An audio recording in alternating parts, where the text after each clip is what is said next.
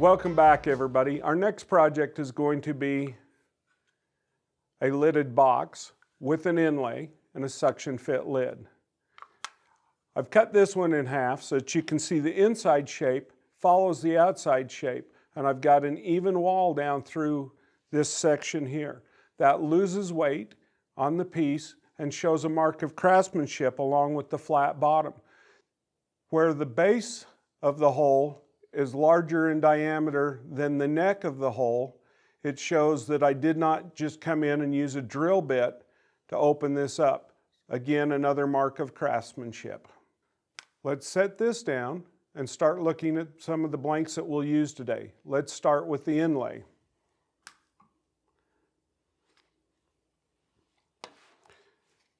I've got several choices that I could use for the inlay.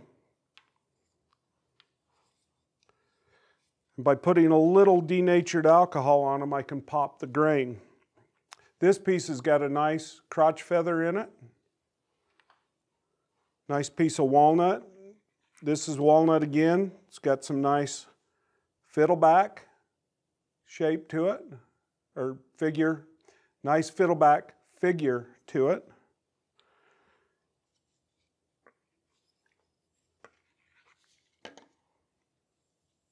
Piece of African blackwood end grain. Really hard to see any definition in the grain on this. It doesn't have a lot. Piece of marble wood end grain. Nice choice there. I think I like this crotch feather, but I may turn one of these others just as a backup to have one that's a little bit different size, but I think this will be my first choice. Let's grab a couple of box body blanks. I've got two pieces of soft maple, and as I look at these, I look at the different sides. They both have some nice curl in them. Tends to disappear a little bit on this side of this one. Comes back. This one is much more pronounced, and I like the looks of this a lot nicer. I don't have to put any alcohol on there to see the figure in this. I can see those ripples running down through this blank. This will be our choice today. I've chose this blank for the figure. It's also a nice tight grained wood. I prefer to use tight grained woods over open grained woods, and we'll see the difference or see the reasoning for that when we go to scrape the inside, the bottom, and the top on this piece. I will want a tight grained wood, an open grained wood. In those where I'm scraping the bottom and the top, I'm going to have some tear out in that. I don't want to have to deal with the tear out. I'd much rather cut it clean. I also want a tight grained wood and a good hardwood. And when I talk about hardwood, I'm talking about density. There are some soft woods that are heavy or hard density woods. Hewn and pine, for instance, does make a good box material if you can get a hold of that. But I want a good dense wood so that I don't have a lot of seasonal movement in the blank. I also don't want to have any moisture in the blank. This is a good dry blank. I actually threw a meter on it this morning. It's bottoming my meter out. My meter reads down to 6%. So this is totally dry. If you've got moisture in the blank and you turn the box, then your blank is going to go slightly oval as it dries, and you won't have a good fit on the lid. If you're doing really high-end boxes and you're concerned about that lid fit, and I often am, I'll rough pieces out and work in stages on them so that it can acclimate to the environment that I'm turning in. Let's set this piece down. I'm going to grab my glasses and my inlay. As I look at my inlay, I've got one side that's been sanded flush. That'll go against my headstock. This side has a little bit of rough edge from the drying process and the cutting process. I'm going to mark an X on this side, and this will be my tailstock side.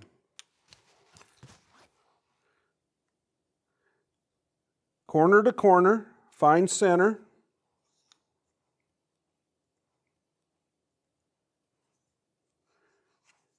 And as I center this piece on the blank, that's going to give me a pretty good size to it. This could be a little smaller.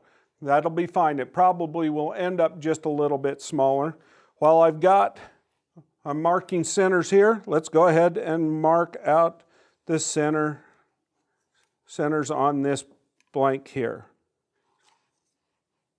Now the blank size that I've got here is a 3 by 3 by 6. I won't use all 6 inches of this for the box. Some of that will be used at the tail end as a jam chuck. So I've got my centers marked. We'll set this piece to the side. Got some double-sided tape that we're going to start with. Good quality stuff. Don't use the cheap stuff, it won't hold.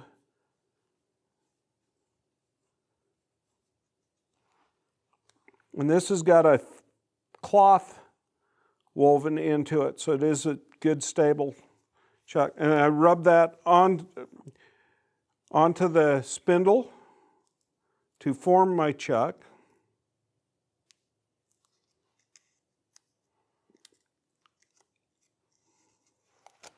Pull the backing off. Bring up my tailstock. I'm going to take my center mark, put it against my point on my tailstock. Head back.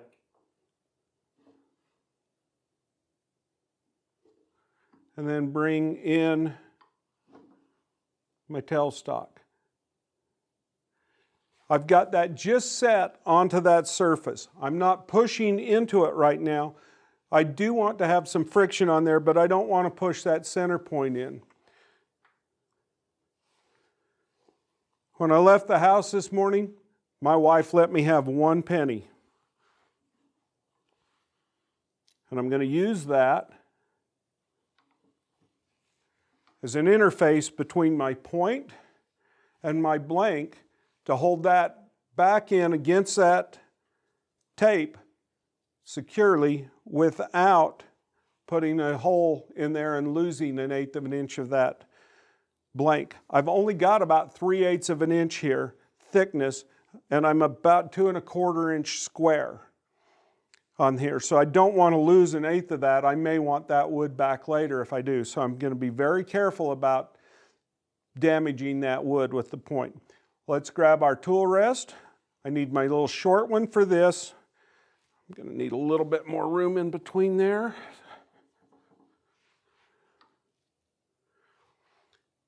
And we'll get this set up.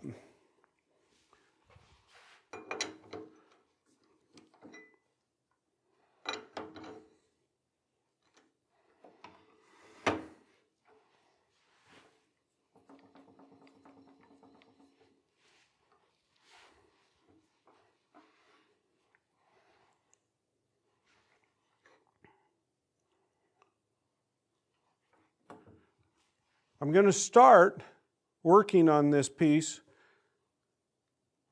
with a 3/8 spindle gouge.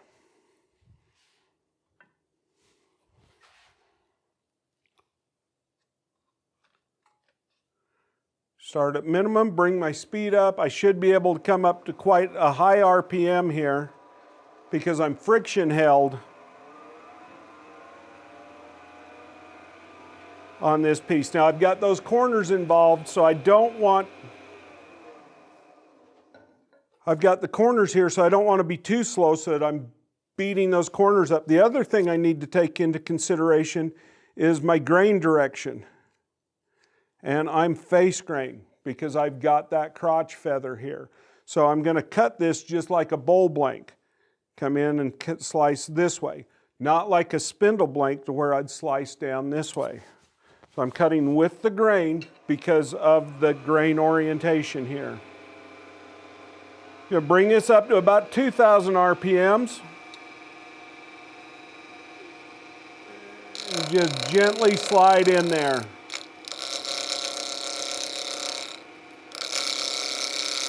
Take your time making these cuts.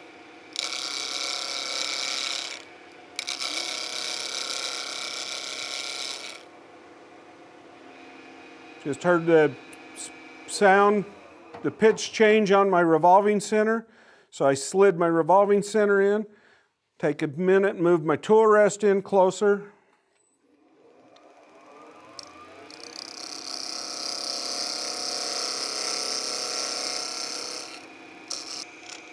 This is a good project that you can use to fill in time when you're in your shop and you don't know quite what to do. Take a few bits of really nice high figured wood and turn them to inlays. Then you can put them into a bucket or a box. And then when you're ready to turn a box with an inlay or a bottle stopper or any other project that wants an inlay, then you've already got an inlay turned. I don't typically do an inlay for every box that I do as an inlay because I do prepare them ahead of time. Now I want to make certain that this surface is square to that shoulder. So I want to be running parallel to my bedways. I can check that with a pencil. Hold the flat edge of the pencil against the blank and then look down through the bedways and use the bedways as an alignment tool. And you can see this is drifting in a little bit this way because I've got more of a gap down here at the quill than I do here. So I need to take a little off of this edge at this point. It is okay to go ahead and scrape this surface lightly. To do that, I'm going to use a beading and parting tool. You could use your skew if you don't have a beading and parting tool. My other skews have a radius edge where this has a straight edge on it. Rest is in just a little tight because I was catching that bevel was rubbing on the rest.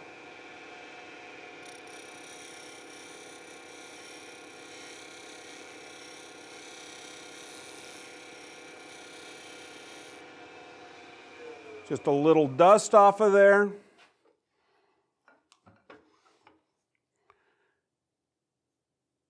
Check. That went way the other way. So come back, do this again. It's better to check, make sure that you're right, and it's better to do it 10 times and get it right than to do it once and get it wrong.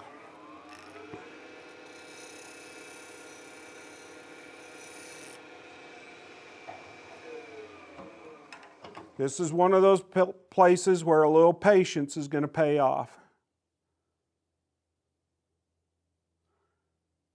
That'll work. We're going to take this blank out.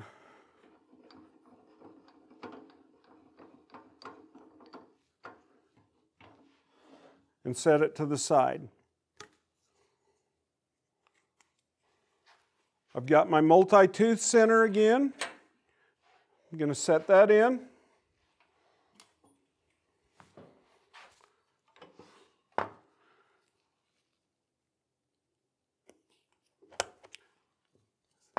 Center punch my X's.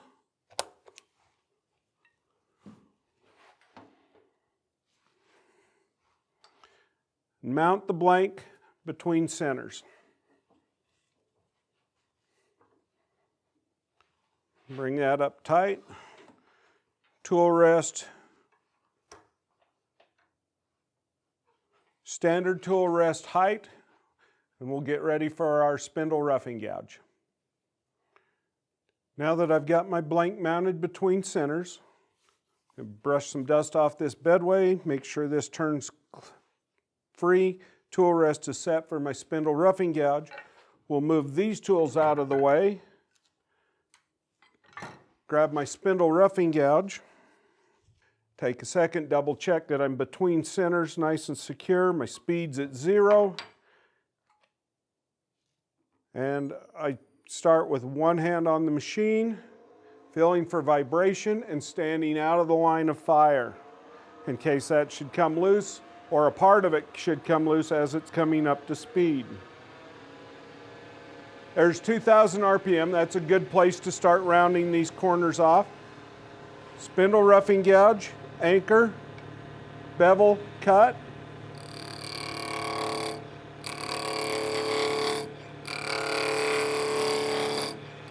Large diameter to small diameter because it is spindle work. Just notch those corners down.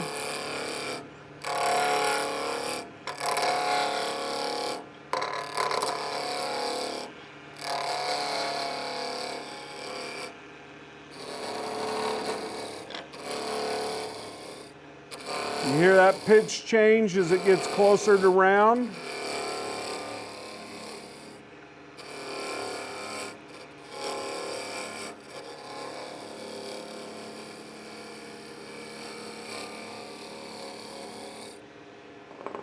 Still got a little flat on it.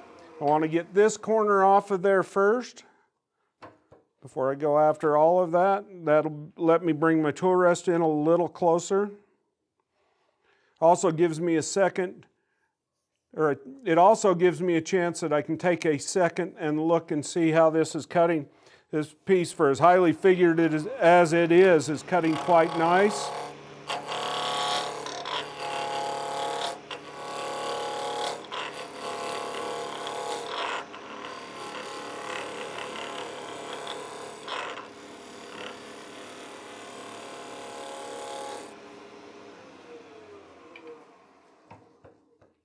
Bring this rest in a little bit closer again.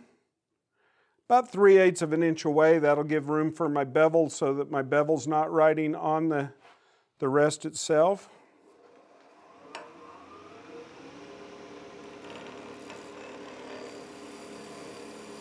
Cutting from the tailstock to the headstock, I can cut either direction because I'm cutting straight across.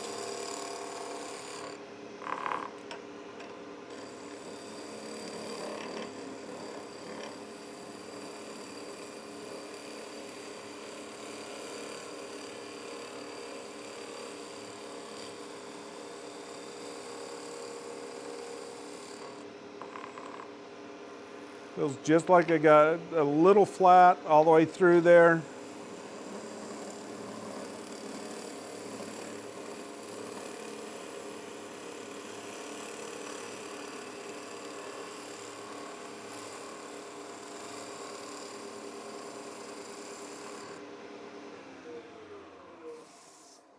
Still got just a little flat on there. Looking at how it's cutting good.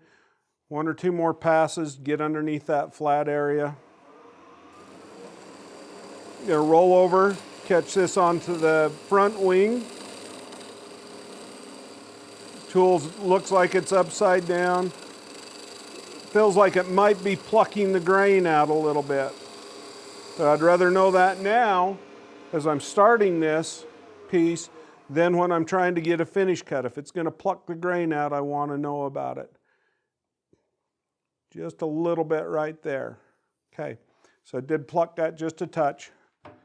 I'll have to watch that when I'm cutting the shape in the piece. I'm going large to small rather than just a cylinder. It'll probably cut just fine. And I'll also go to the grinder before I get to making the final cuts and touch the edge up on this tool.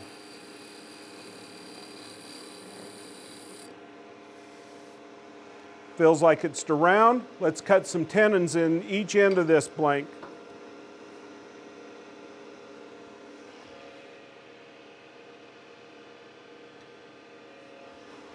For that, I'm going to use my skew, the first one to come to my hand, my beading and parting tool.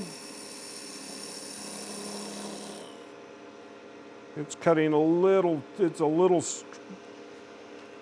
ground a little square for a dovetail, so I'm going to slice that dovetail in.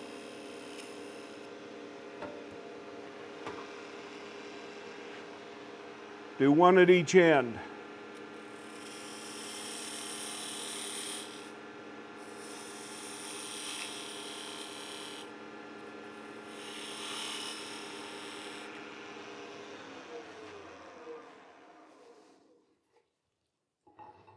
Okay, let's look at this blank. I'm looking right now to see if one side of this blank has anything that jumps out at me that the other side doesn't have. The figure looks nice and pronounced all the way up through the piece. I'm seeing this grain right here might be a little bit trickier to match if I take out 3/8 of an inch than if I put my lid at this end of the blank. I think the grain match would be easier to do. So I'm going to put my grain match or my separation right there. So this becomes my top. My parting cut, my tenon.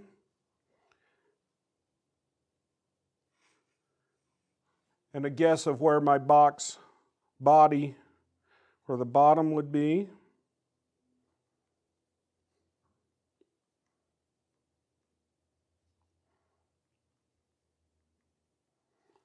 And a bit of wood for a jam chuck.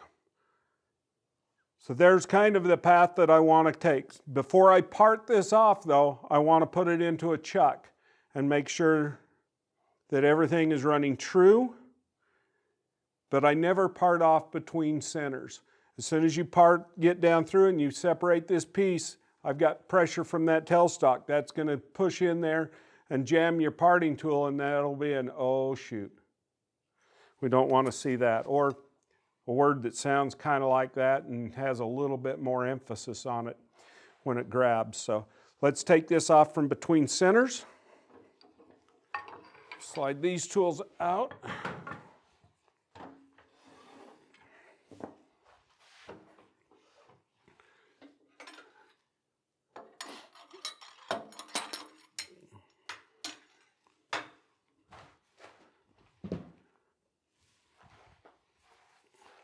I'm going to mount my chuck.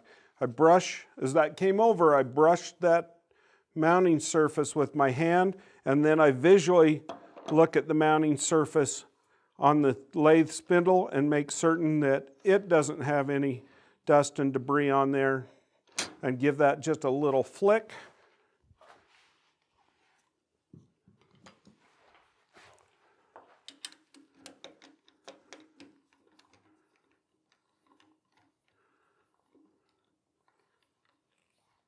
I've cut my tenons. They're about 2.5 inches. They're plenty big.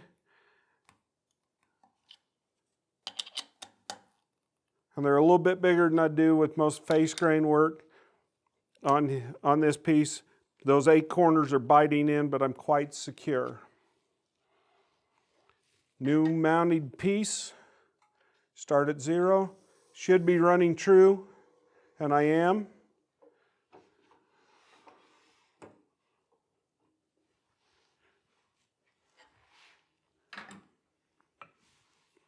My narrow parting tool, standard tool rest height.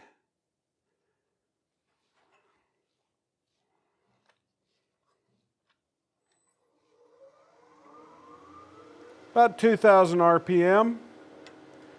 Come in where I decided I wanted to part. I'm going to start with the handle up level, then drop the handle and arc.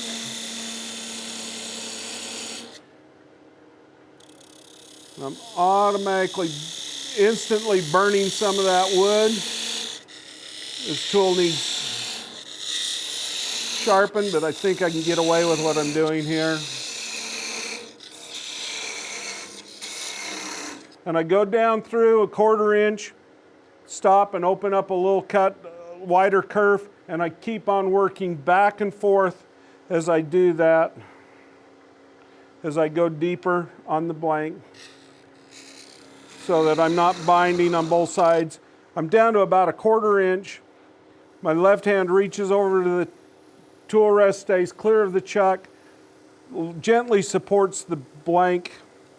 I can already feel that it's fluttering a little bit, and just separate it.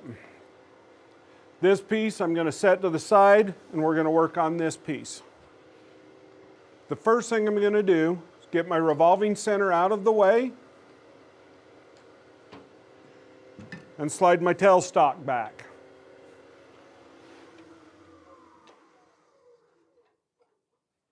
I want to face this surface off, and I want it nice and clean. So I'm going to tuck in my rest, 3/8 spindle gouge,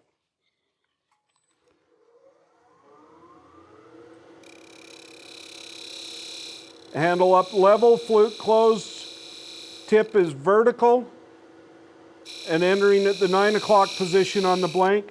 My speed is still about 2,000 RPMs. As I get a place for the bevel to ride, I drop the handle and I arc towards center. Now I'm getting a slightly concave shape here, and that's what I want. But I want to stop and check this surface here. This is the third cut I've made on this piece, but it's the first finished surface I've left behind. Some of this is finished surface where the lid on the box meets the base.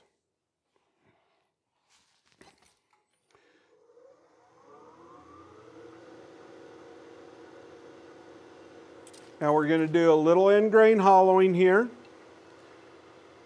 Flute pointed towards me, slightly opened up. The rest is just a touch low.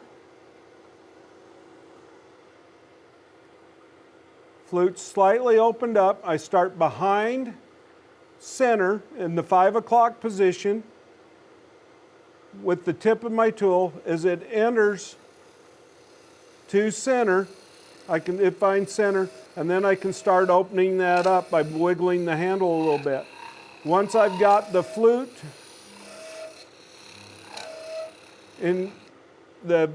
once I have the wing inside the cut, I can come up off the rest and plunge straight back. I don't need to go too deep on this lid.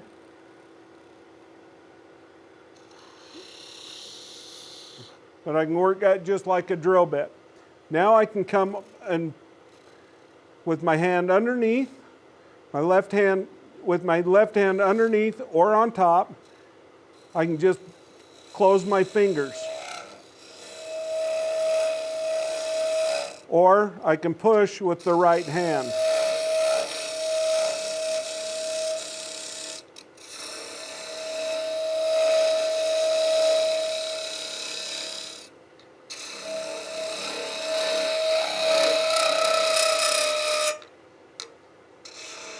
That annoying sound, I get a little less of that annoying sound when I'm over the top of the tool, dampening the vibration.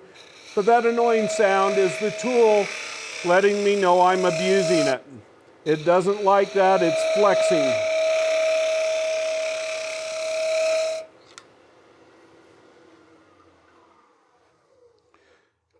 Once I've got that opened up, and I've left a good wall here, because remember we're going to taper this box to a tower shape. So I've left enough wood in here that I can bring this over. Now I'm going to true up and clean this surface up. For that, we're going to use our box scraper.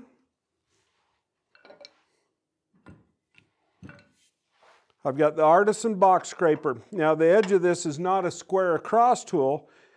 It's slightly radiused, and it's less than 90 degrees, 89 degrees or less, and it curves away.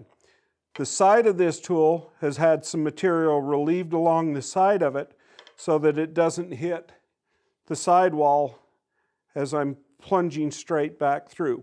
This tool is not designed to cut on the wing or on the side of the tool. It's designed to plunge in and only cuts on the lead edge or on the front edge of the tool.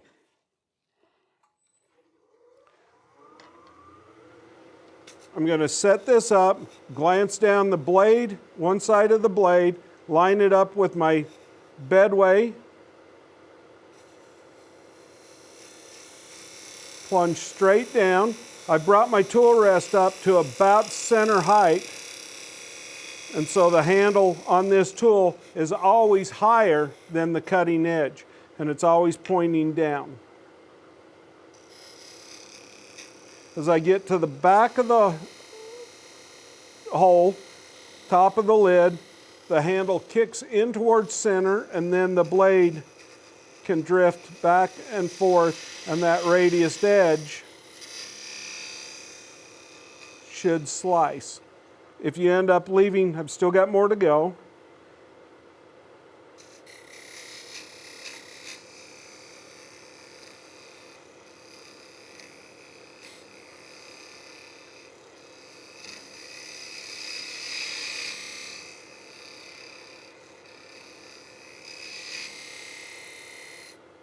If you end up leaving a divot right in the center or a little nub in the center, I've got a divot. I need to go a little bit deeper. So I'm just going to come in, plunge in, and step over.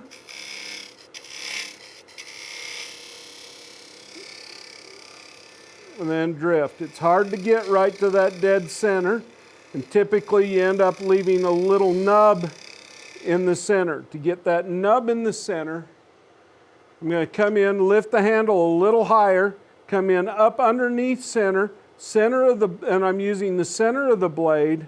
I pinch between my thumb and my index finger on the left hand, and my left hand is on the rest. I find the back of that surface, and I just drop the handle and arc up, and then come out. At that point, I can check to see if I've left a nub again, and that feels pretty good. Got some ridges in the side of that, but before I go after those ridges, let's check that wall and see if I'm running cylindrical or not.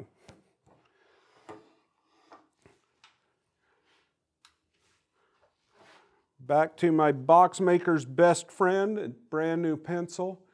And as I look down over the top of that pencil, that lines up pretty good with the bedway. It's just slightly more open at the top of the lid than it is the bottom. Maybe 1 degree. I can live with that, but I wouldn't want to have it 1 degree the other way. Slightly more open at the opening, because that taper fit's going to go on and then crunch down. And once I start to turn and shape the lid, then it vibrates and comes off. But slightly open the other way is acceptable. But I want to come in one more cut and clean that surface up, because I'm not happy with those ridges in there.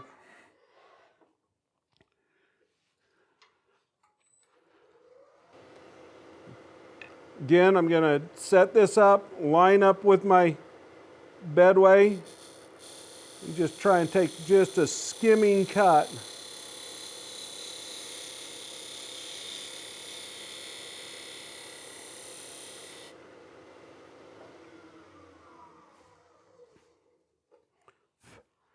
Get those ridges out of there. Confirm that I didn't change the shape, and I did. I went in a little bit deeper at the back. That's more than I liked. Again, I'm going to take the time and adjust this.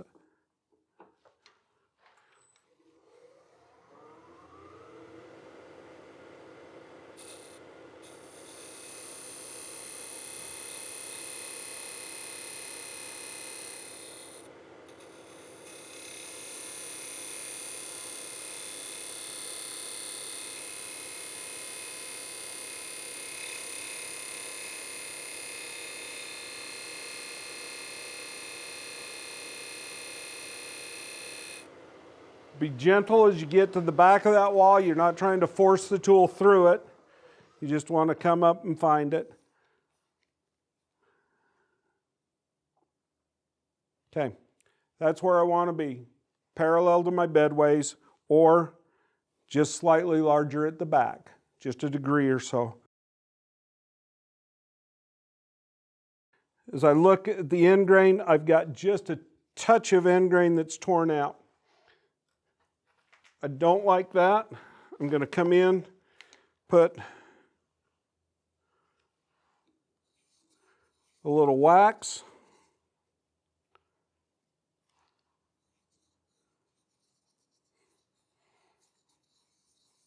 In that end grain, and then I'm going to run to my grinder and put a nice burr back up onto this scraper. Once I've got the scraper sharp, then I'll make one final cut across the top of that and see if I can improve that surface. I'm back from the grinder.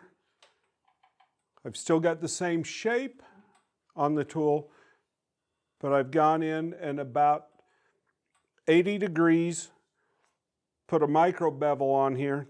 There's the clearance angle. Everything else that you're seeing is a clearance angle. That micro bevel is all that I've got to work with, and that has raised just a minute burr up on the top of this tool.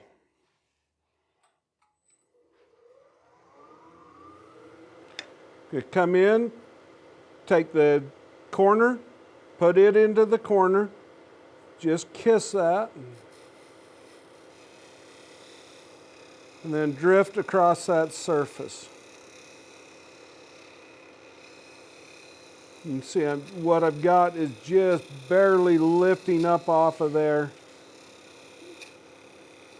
just tickling that with that burr. I used a 320 to a 350 grit wheel to put a very small burr on there. Got a couple of ridges that I left in there, but it's cutting clean. Brush that wax off.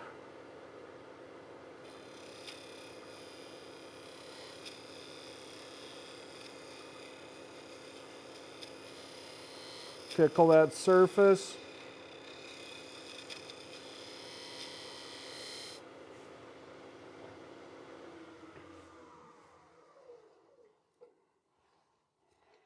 Okay, I didn't touch this side, so it should be fine.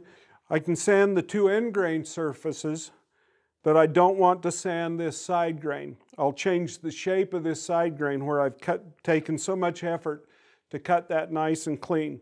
Let me grab some sandpaper. Now those surfaces are cut pretty clean. Should be able to start with about 400 grit paper. I don't need a sheet this big.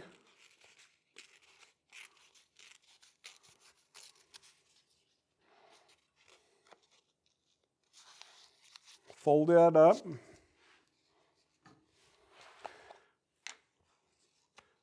Going to throw a little bit more wax in just as a lubricant. That'll help me so I don't generate as much heat.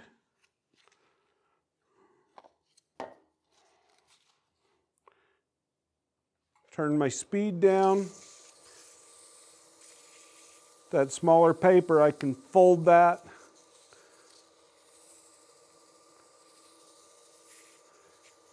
Over to where I can get in there and sand that surface. Sand this surface.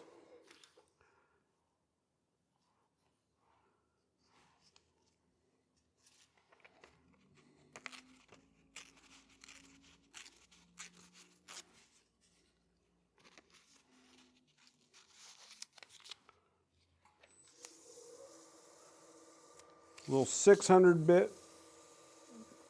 little 600 grit paper.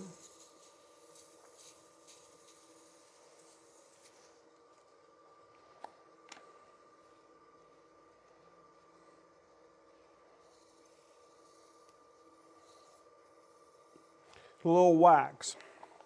Now I don't want a wax that's got a heavy smell to it. I want something with no smell or a pleasant smell, like a lemon oil or an orange oil type wax. This particular wax, scratch free, has no scent in it at all, and it also has a mild abrasive. Now I'll get a paper towel and we'll buff that out. Got a little bit of paper.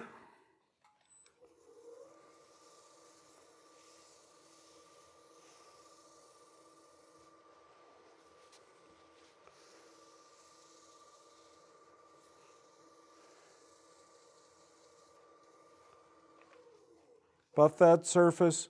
That's cut nice and clean. I've got, when I look at this, I'm not all that deep. I'm only to this point on the depth here. I've got lots of wood that I can deal with to put my inlay in on this top piece. So let's take the lid out and set it to the side.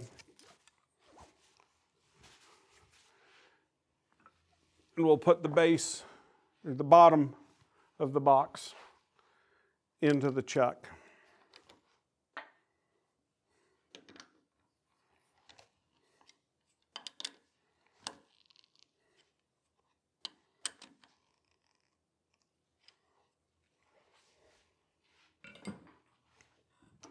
First thing I want to do is true up this outer surface. This may not be running dead true right now. So start at 0, bring the speed up. It's got just a little bounce, I can see it. About 2,000 RPM is fine, sounds good. Let's see if it cuts good, and I came back and just barely kissed my chuck jaws, and then advance the tool forward.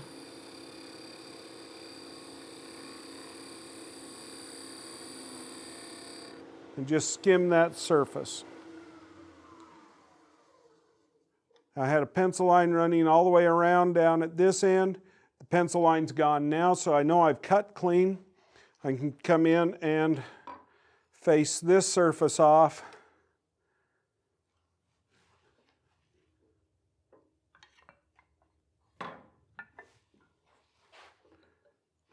Just like before, potentially some of this will be finished edge, so I want it to cut clean.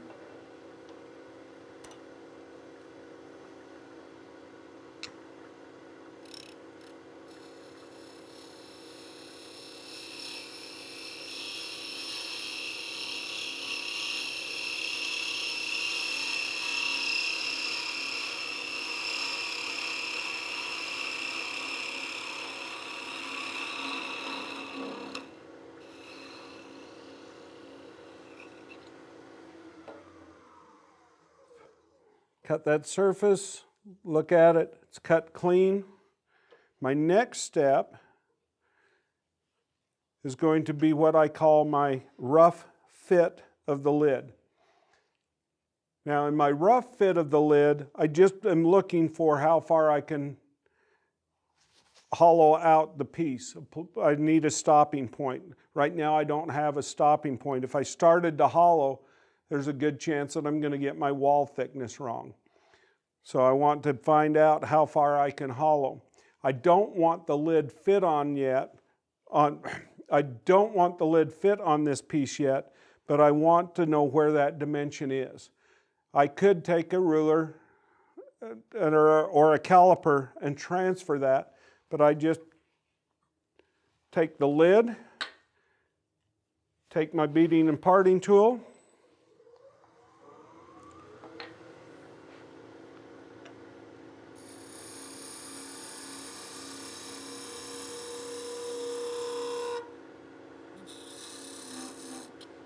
taking about a 1/16 to an 1/8 of an inch wide cut, and I come down and I put a taper on there. I was pretty confident that I hadn't removed a lot of wood at this point or came down too small, and I've got a taper and the lid doesn't fit. I'm going to square up that taper. That was the smallest diameter that I had, and I will put on a new taper.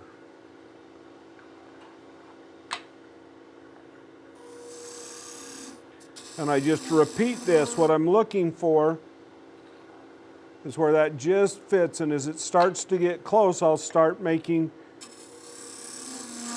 putting less taper on the piece.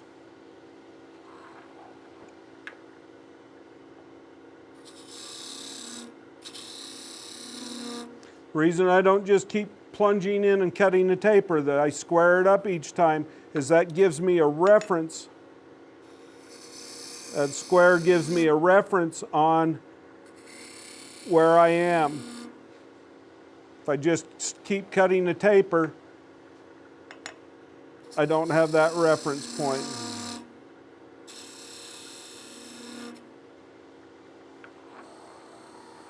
Okay, that just barely fits over, and it leaves me a burnish line right there. Open that, widen that up just a touch. I'm not sure that's the burnish line I'm seeing. I might be back in a little bit. Want to confirm that. Yep, I'm just barely over the edge. Don't sit and push this hard because it will burn. I'm using the wax from the finish to hopefully get a little burnish line, and I can see that I'm fitting just right on the edge of that, right there.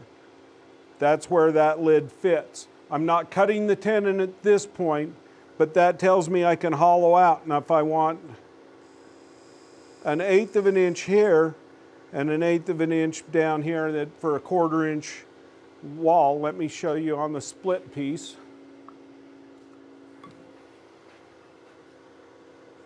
So if I want an 1/8 of an inch here and an 1/8 of an inch or so here, that gives me I can now see how far I can hollow that out.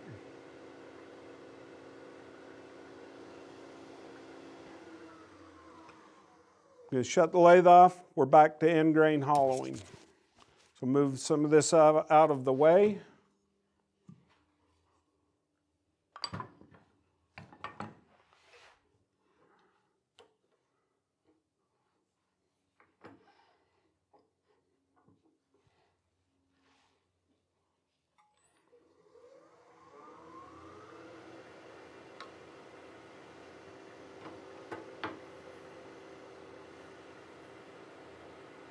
Come in behind, below, flute at about 9:30, 10 o'clock.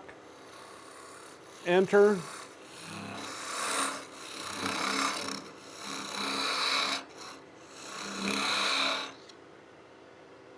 I'm going to want to go about 2 inches deep.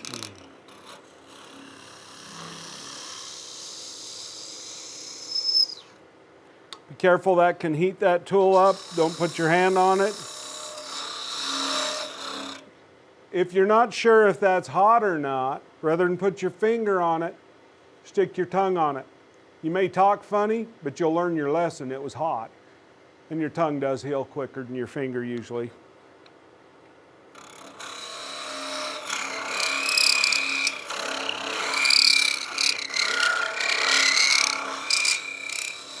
The wider you go, the more stress you put on the blade, and the more chatter it'll give you.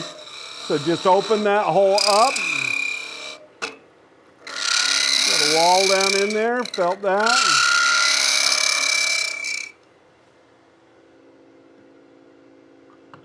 Once that spindle gouge starts to squill like that, it's time to shift over to our box scraper. Now my hole inside is an inverted cone and it's smaller in the center. I want to work on steps and get this to a cylinder. So as I start in, set my tool rest height. As I start inside this hole, I'm getting just right on the edge of the tool, but my cut's getting bigger, and you see those shavings get larger as it goes deeper. As soon as those pick up to where I'm getting a good shaving, I'm going to step in and start that again.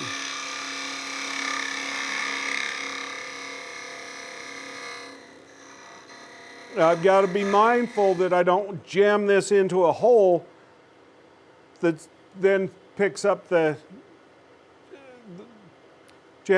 don't want to jam this tool into a hole that then this edge grabs and that flips the tool over and over in your hand several times.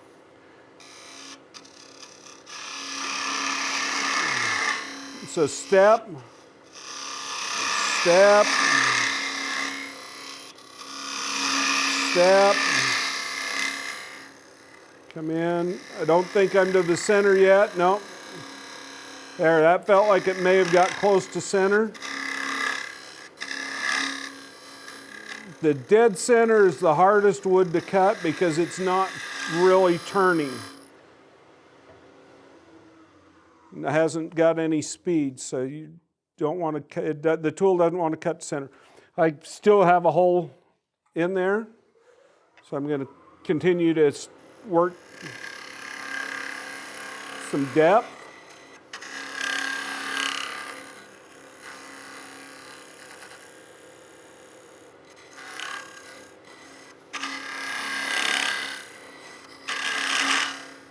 Now, you notice I don't have my head down looking into the hole. I'm filling what is in the hole. If you try and look into that hole while you've got the tool in there, you bring your tool down in, you lower the handle to let your head down in. It's going to take the tip of that tool, stick it into the side of the box. The rotation of the wood is going to put the tool back in where it belongs, and then all of a sudden your head and the tool handle are occupying the same point in space. Your head loses.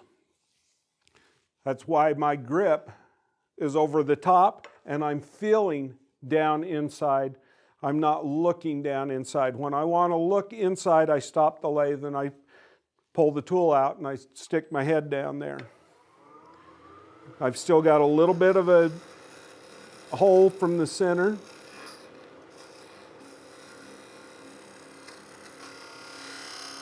Open that up. Now I've got plenty of wall thickness here. Going to go ahead and plunge straight back.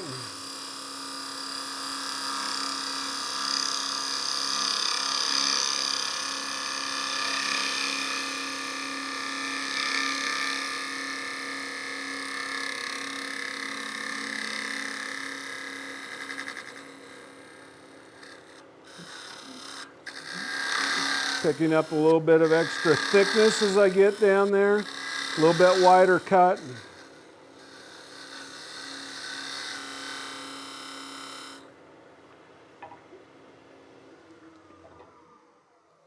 Take a look down in. I've just about got all the drill hole out of there. Got just a touch more to go.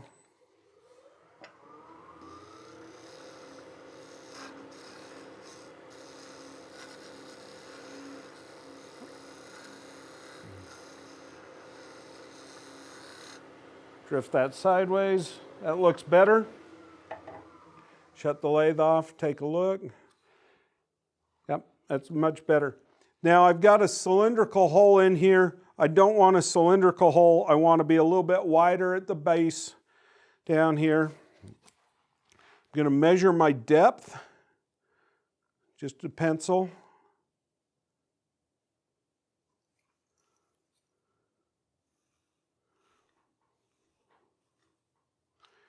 There's how deep I am. I'm not super deep right now, and I don't need to be. It's just about 2 knuckles deep, which is fine, but I'm thick. I'm a 1/2 inch thick, and I only want to be a 1/4 inch thick right there. So I'm going to come in with my tool down about 3/4 of an inch, and then I'm going to kick the handle over, and I'm going to aim for this line, but inside a 1/4 inch. I want to leave that cylindrical right here for 2 reasons, and I'll explain those in just a second. So in about 3/4 of an inch, kick the handle over, plunge for that imaginary line, a 1/4 inch underneath that black line that I just drew.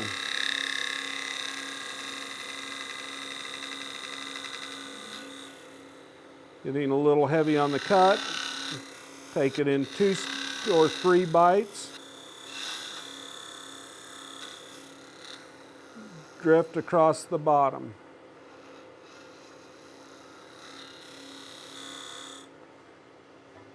Now I'm going to go back to that cut section, or that cut box, and if we look at this and look at our wall,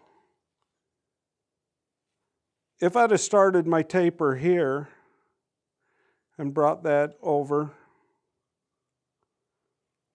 I could have been very thin at the bottom of that tenon. So I try and leave about 3/4 of an inch of this cylindrical. I want this cylindrical so that I can jam chuck it later if I need to adjust the fit. So that helps me there, adjust the fit. And if I miss the tenon by having it double the length of the tenon, if I miss the fit here, I don't lose the box. I can slide down the side of the box and cut a new tenon. I've got just a little nub in the center. So I reach my finger in there.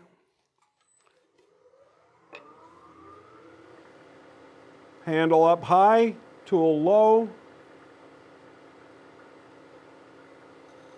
Find the back. Just drop that, pull that up through center. Missed it.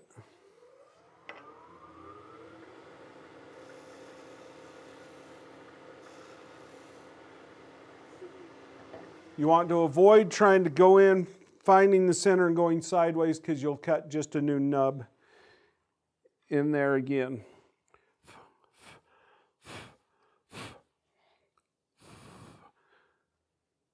I've got a ridge in the bottom where I haven't completely got that side cut quite right, so I'm going to come back in after that.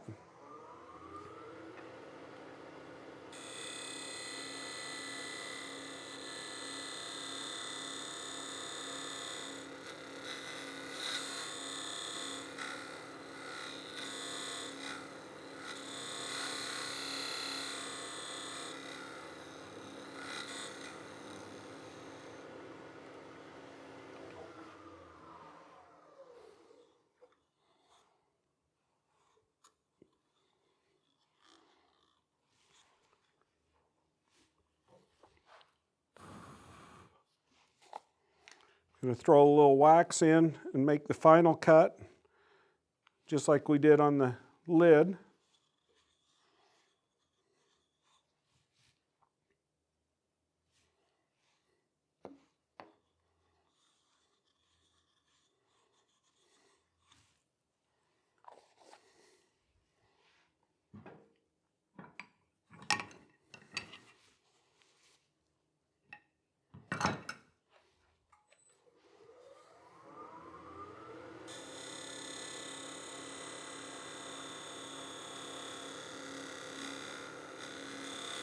Still had just a little ridge right into that corner. Work that tool, see if I can make sure I get that out. Drift towards center.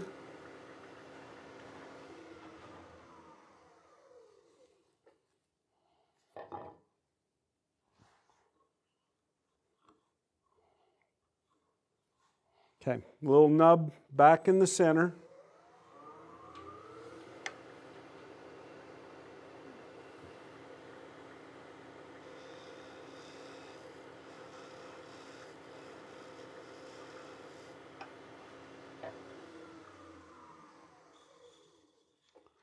Tickle it out, ready to sand. I can sand the sidewall here.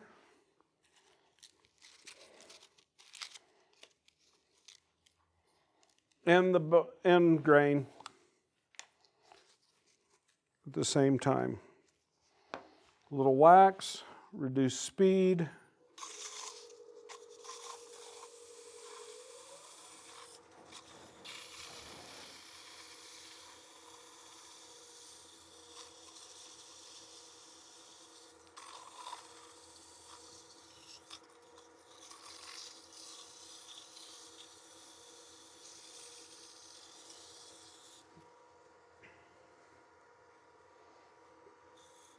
And if you don't have this cut clean, trying to go in and sand out torn grain on end grain is not very pleasurable. So you definitely want to cut that end grain clean. A good scraper, little wax, that's the trick.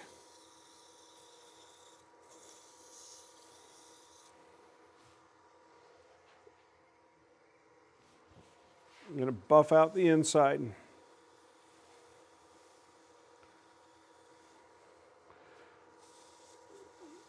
And now that I've got the dust out of there, I've still got something in that corner. So I'll go back after that.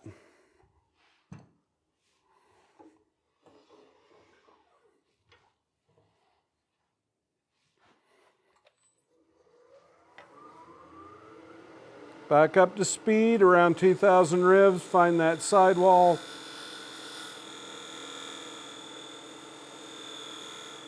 Tickle that down through.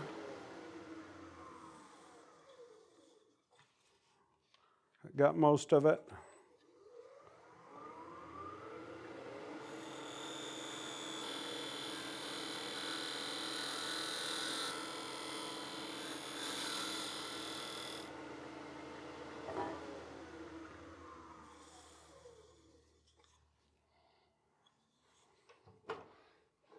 Feels like it got it.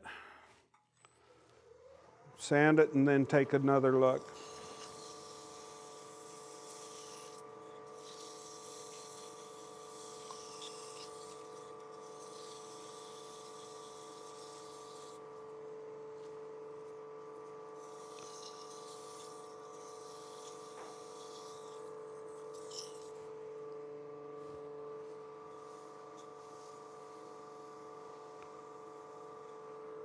Much nicer. That'll work for the inside of this box for right now. This is a good time in the production of this box to let this have a few minutes to just rest and relax.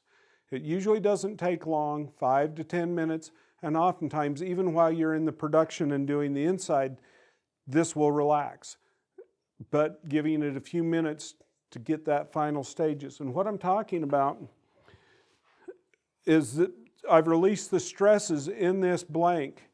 And so this piece has gone slightly oval, and I don't fit on as tight as I did because this has already gone a little bit of oval. I can see the pencil line that I drew on the burnish mark as I look down through the gap. I don't think we can get that on camera, but I can see that I'm just slightly oval now, so this doesn't go down in as far. And I'm going to give this a few minutes to rest right now, and then we'll come in and fit the lid. So while I'm giving that a chance to rest, I'll sharpen some tools. I'll get my sandpaper off my lathe bed. All right, I've gone and sharpened a couple of tools. I gave this about 10-15 minutes or so to rest.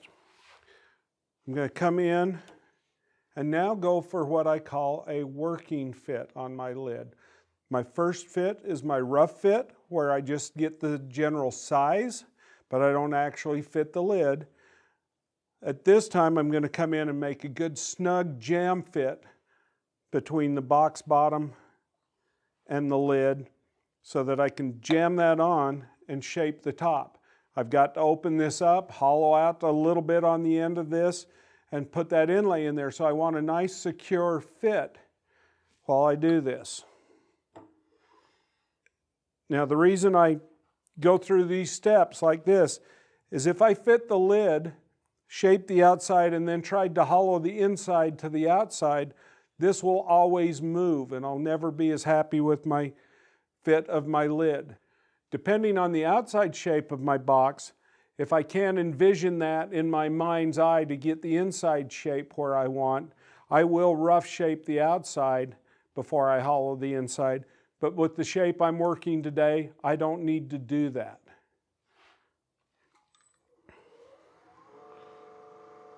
Let's come up to speed. 2,000, 2,500 RPM, somewhere in there. I've got my beading and parting tool again. I'm going to want about a 3/8 wide tenon on this box. And I know I should be just shy of that pencil line.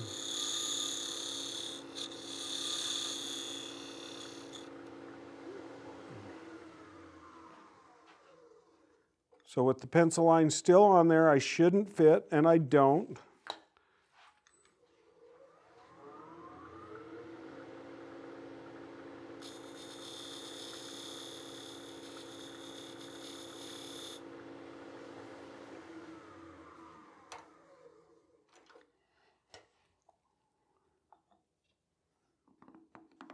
There's a nice crunch fit. Now I need to lengthen that out.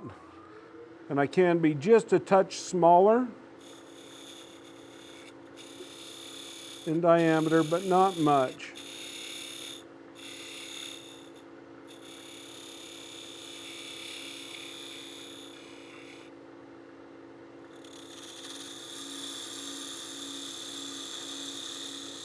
Cutting a little groove right there. In case I put this lid on and it's got a real snug fit,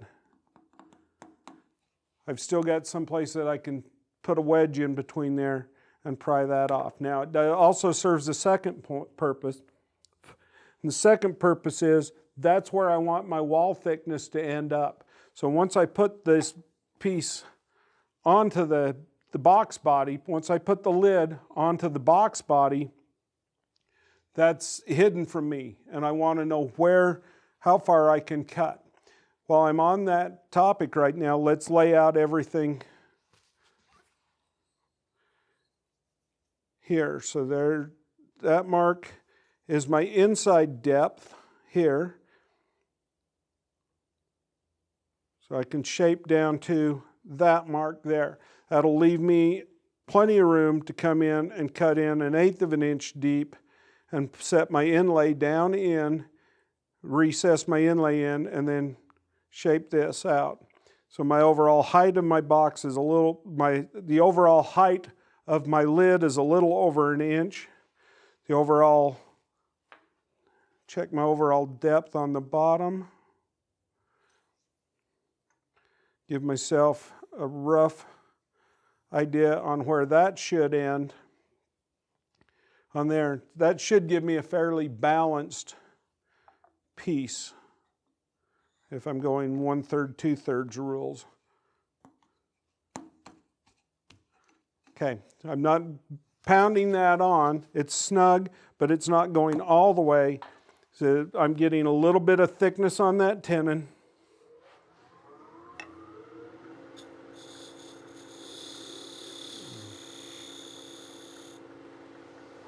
And I'm getting a little bit of a burnish on the tenon when I put that lid on.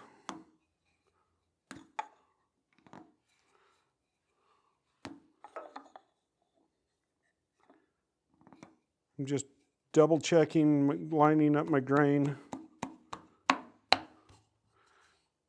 Okay, my lid's now in place.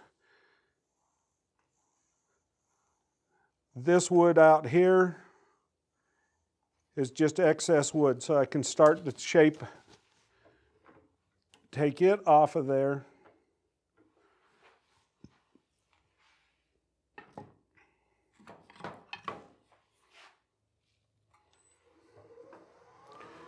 Gentle cuts with my spindle gouge. Now, had I missed the fit on that lid and it was too loose, this would slide. I prefer not to put a paper towel in there and jam onto that because it'll change the fit forever. So I would rather use the escape route that I had and slide down that blank just a little bit, where I cut that interior cylinder about 3/4 of an inch long.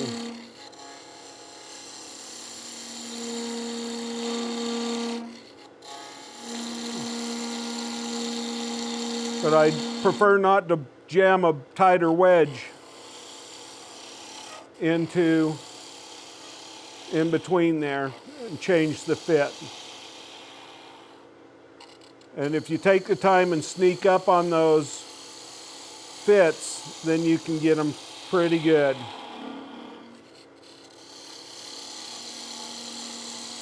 Just slicing across that end grain surface. Rest feels just a touch high, and because it is just a touch high, it doesn't want to come right to center.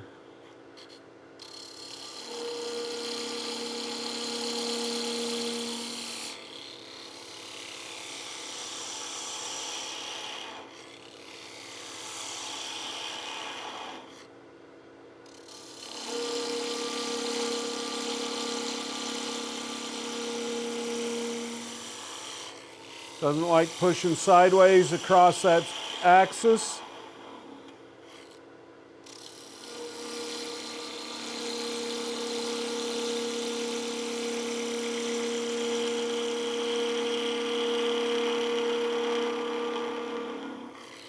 Losing the edge on the tool.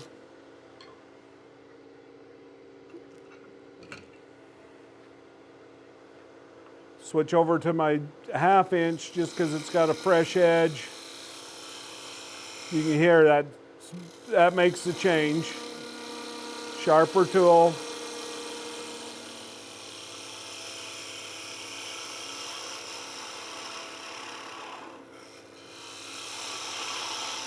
And flatten this surface off. I've been kind of cutting a little dome shape to it, but I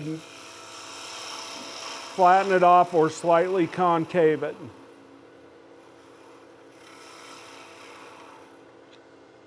Now it's time to start looking at setting our inlay into the piece. So I've got my figured walnut. I can see where my center was on there. So this side goes against this surface.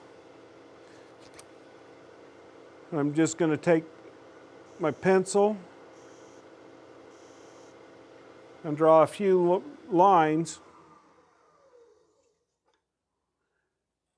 just to give me an idea on where that sits.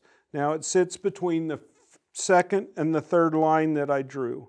If I come all the way out to that third line, I'm going to have too big of an opening and get an opportunity to make another insert. So we don't want to do that.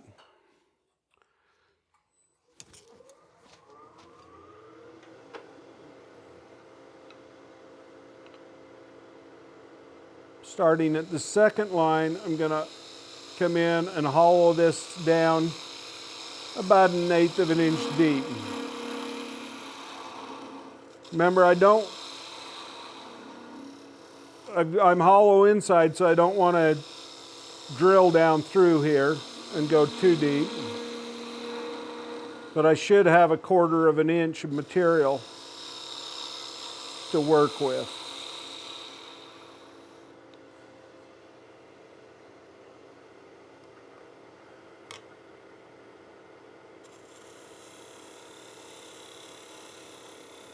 Stop at that second line. Open a shoulder.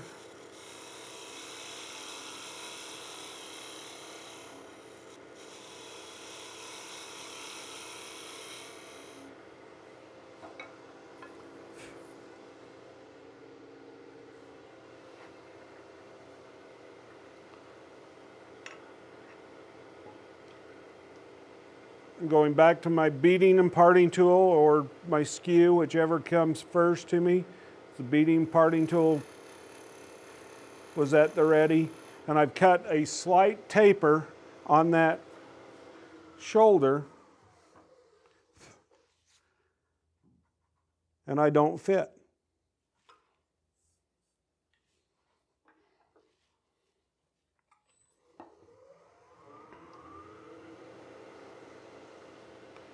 Kick my rest in a little bit. Square up the taper. This is the same thing we did fitting the lid. Taper, check it, doesn't fit, square it up, cut a new taper. Check it. Doesn't fit.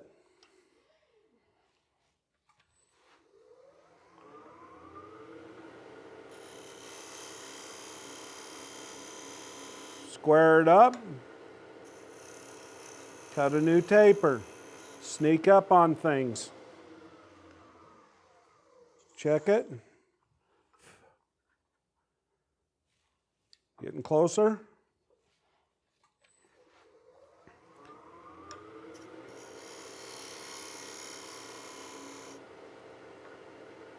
This is one of those things.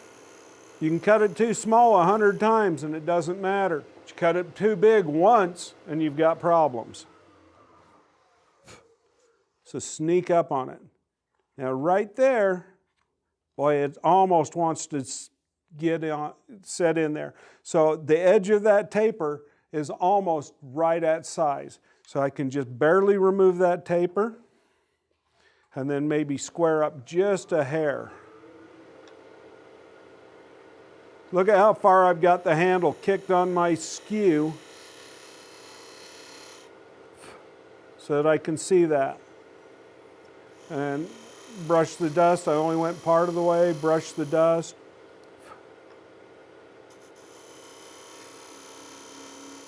A little hard on that. I probably messed everything up. Grab that edge. See if that sets back true. Getting into that corner. Doesn't run as true as I'd like.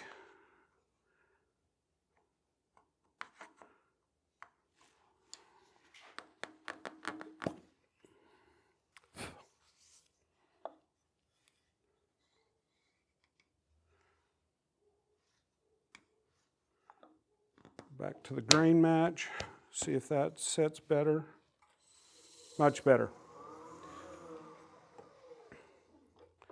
I want to watch that edge. As I'm getting in there, I need to just tickle a little surface out of here.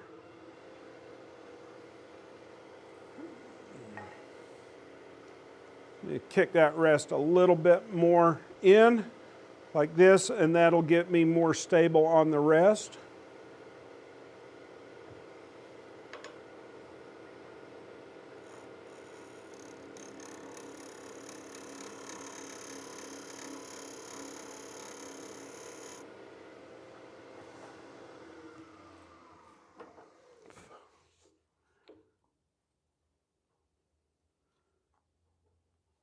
Almost there.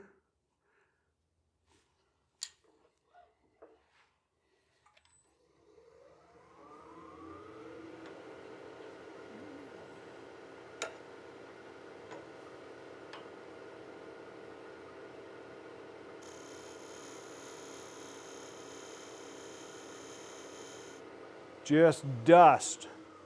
I'm not trying to take a heavy cut. Much rather sneak up on this thing. Okay, so that's a tight jam fit right there.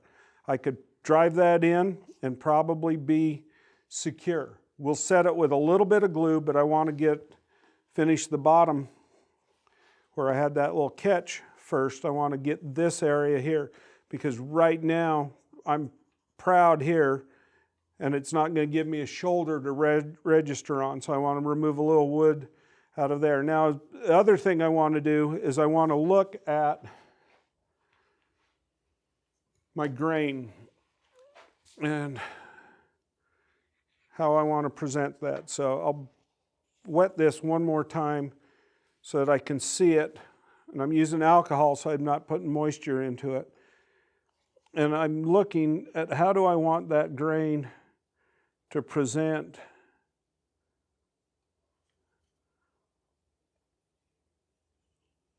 compared to or in unison with the grain on the box lid.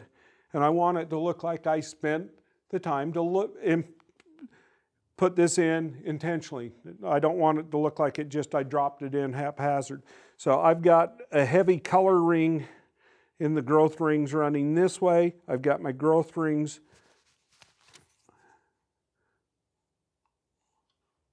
running this way. I've got rings running this way, and then I've got that beautiful feather coming up through that way. So I think this is the orientation that I would prefer. And on your box, you can go ahead and put the orientation you prefer. So I'm going to mark that right there, set this to the side. I'm going to come in and clean this surface up a bit.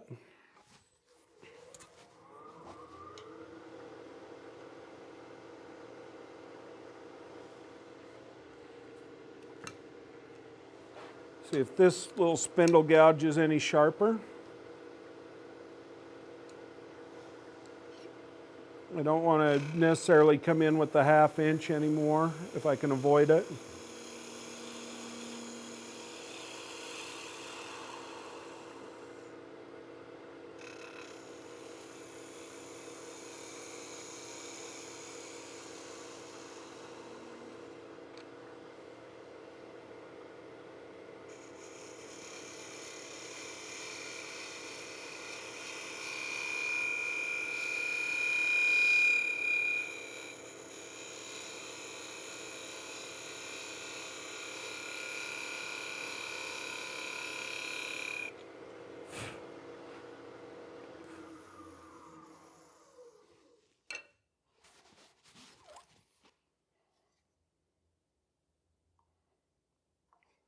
Still just a little proud there.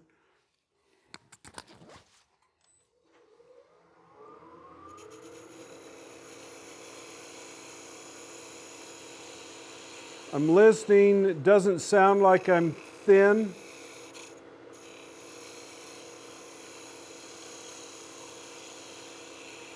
I've still got wood coming across. If that was getting thin at this point, that would be, I'd have a tinny sound on the cut.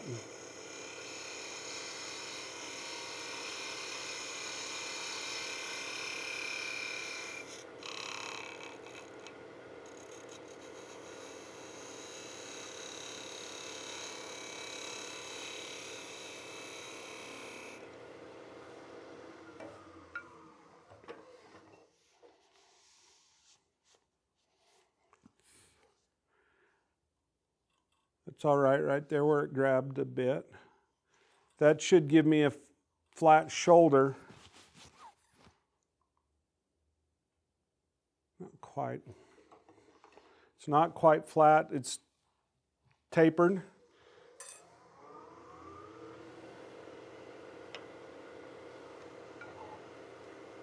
Bring my tool rest up so this standard tool rest height, cutter's at center.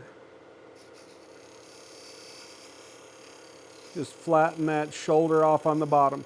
That's going to give me something for my box, or for my insert to sit on, and a place to put a little bit of glue around that ridge so that that sits down secure and stays.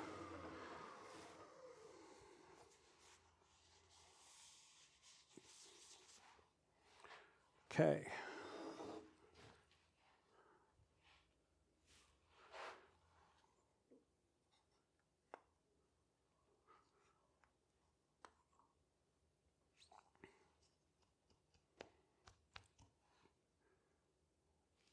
Excuse me. That's nice and snug. I've got my sidewalls are running parallel. Let me grab a little glue. So I've got a wood glue. I choose to use a wood glue here over a super glue or a cyanoacrylate because a cyanoacrylate could penetrate right through those end grain fibers, and I'll show up with a ring on the inside. Also, there's going to be a little wood movement here. My wood glues are a little bit more flexible than my cyanoacrylates. And of course, my glue bottle, the tip is plugged.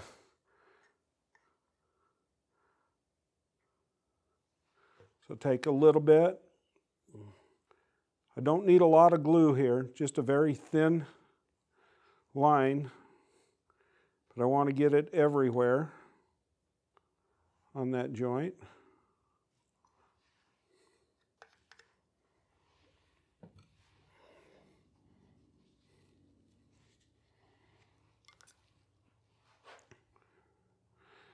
Line up my marks. And what I need now is to find a friend that is a wood turner that can make me a mallet to hit this on to the piece. But since I don't have that mallet right here, I'll just use the butt of my tool handle.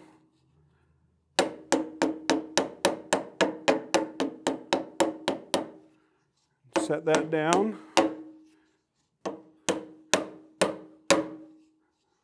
Doesn't look like it's snug.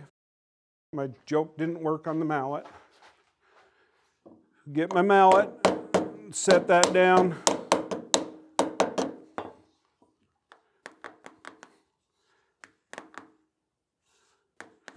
Make sure you didn't poke it through the other side. Now, with a real pretty piece of wood, and I had that there, I did have an option that I could have opened this up, the center all the way up, finished the bottom of the inlay, and then laid that in there and had that nice figure going through there. But I set this just on the top surface. That glue doesn't need a lot of time to dry because I've got such a tight jam fit. I'm able to go ahead and should be able to go ahead. Because I've got a nice tight jam fit, I should be able to go ahead and start turning on this blank right now.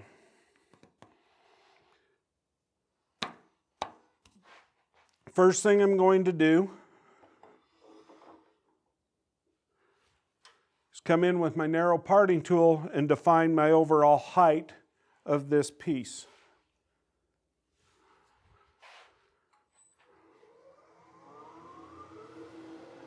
Now I've left myself a little bit of extra room because I'll jam fit this and finish off the bottom later. So I've got a little extra length here. It's not going to be quite this thick in the bottom, but I'm going to set that.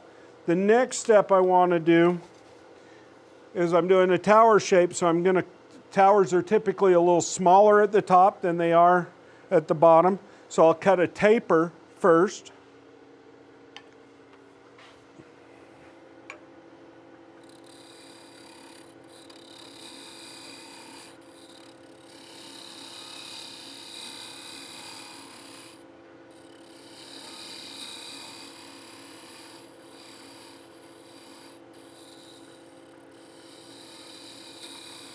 Before I go any further on the diameter here, I want to leave all this strong.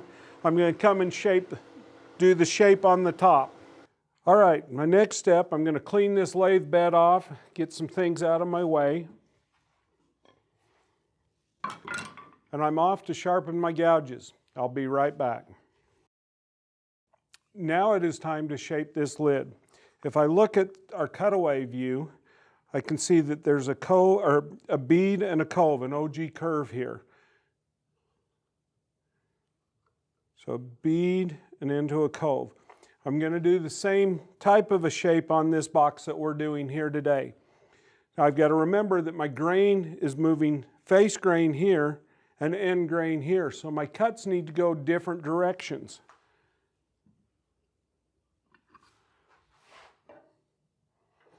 I'll start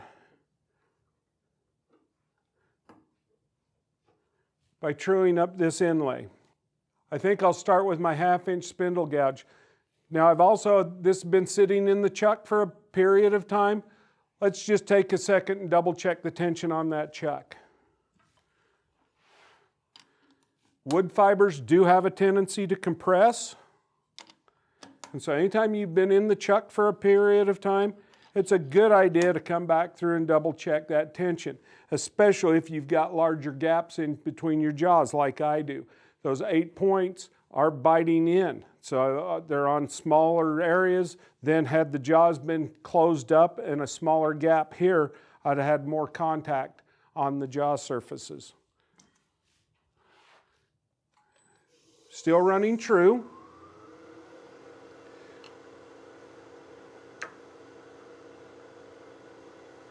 Going to drop the handle, close the flute, and do a shear scrape on the walnut, which is face grain.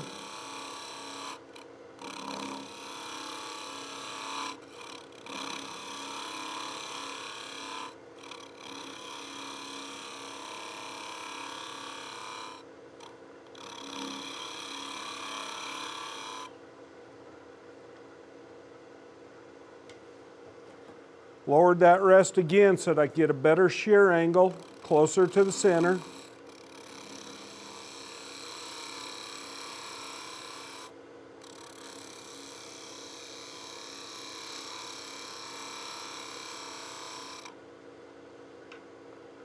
Still want to get a little lower. Tuck that in a little closer. I don't want to have that handle up and get a flat scrape. I want a nice shear.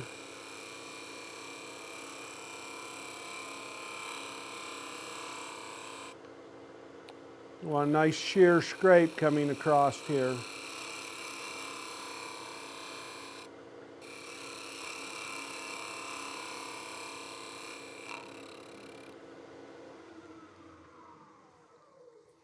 Take a second, see how that looks.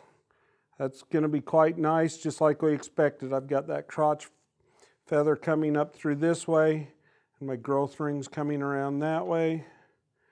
Now come in, pick up my end grain, or my face coming across here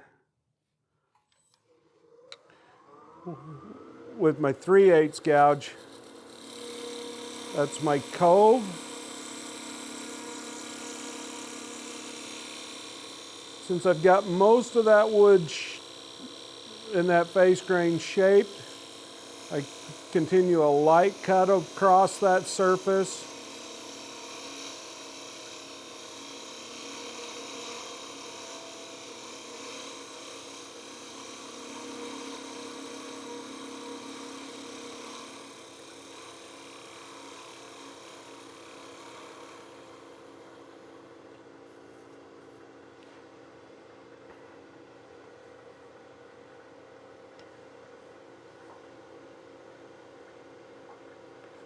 Bringing my tool rest around, I'm going to go back to my spindle roughing gouge to start shaping this large cove in the side of the box here. I'm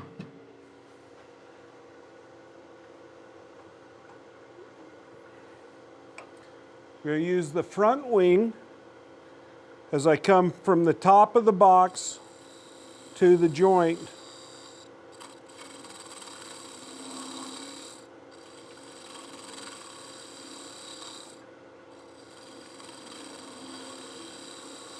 Slicing a cove.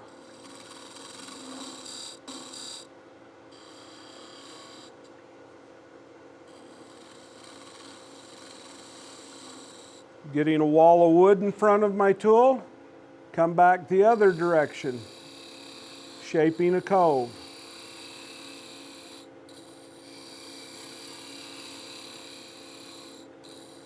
Now when I get down to the point where that groove disappears, I'm down to the thickness that I want this to neck down to.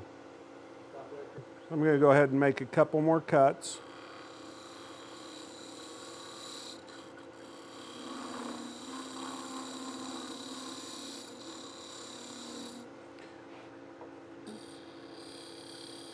As I get close down to my finished diameter, and I've got a ways to go here, but as I get close, I want to keep in mind that my tool is not as sharp as it could be. It's still sharp, but it's not as sharp as it could be. And when I'm done cutting, I'm sanding. I'd much rather have the best possible edge I could right off the tool and the best possible surface. So as I get close to this point,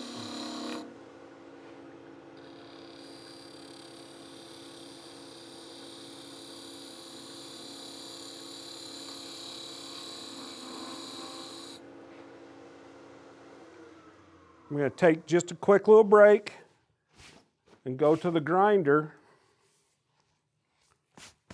Love the little light fluffy stuff. Quick little break. It's still cutting clean, but I'm going to freshen this edge up so that I've got as sharp as possible tool as I can as I make those finished cuts. It's always good practice to have that sharp edge before your final cuts. I just went to the grinder. I came off my 320, 350, a super fine wheel. I'm doing smaller diameter spindle work here. I want as sharp of edge as I can possibly get.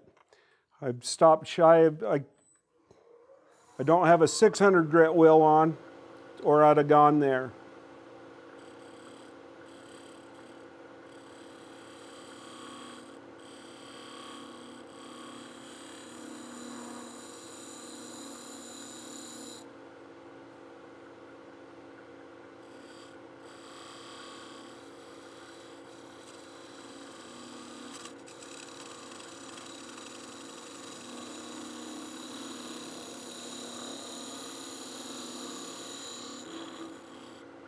Let that,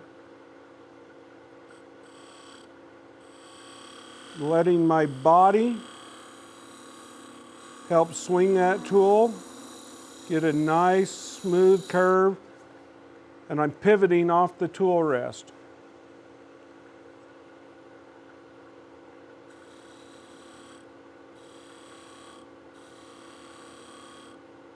Very gentle right here as I pick up that cut. I don't want to skid that across.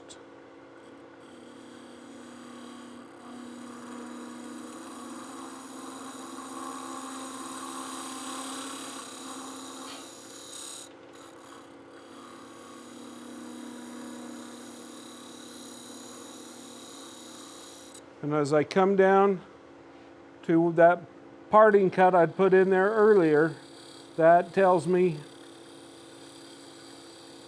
where my thickness should end up at.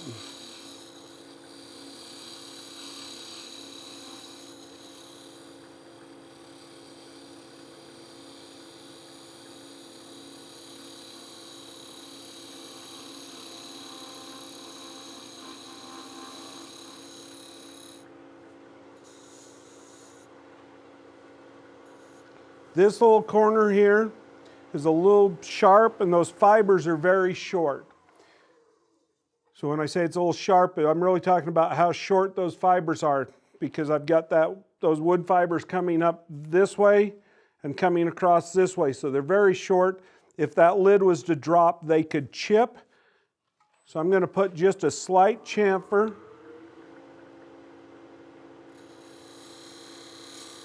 on that corner. Little skate as that came back.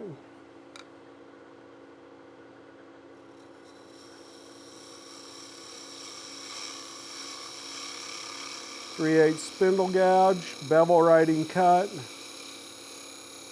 Come down the other direction. That took care of that. Actually left me with a beautiful finish. I can see a nicer reflection off of what I cut with the bevel on the .3/8 spindle gouge than versus what I cut with the spindle roughing gouge.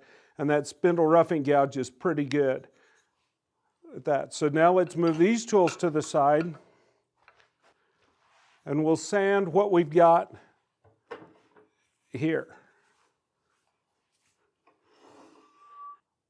This longer surface is not quite as smooth as what I was getting across the end grain with the scraper and the side grain with the box scraper. So I'm going to drop back to a little bit coarser grit paper, and I've got 240 here.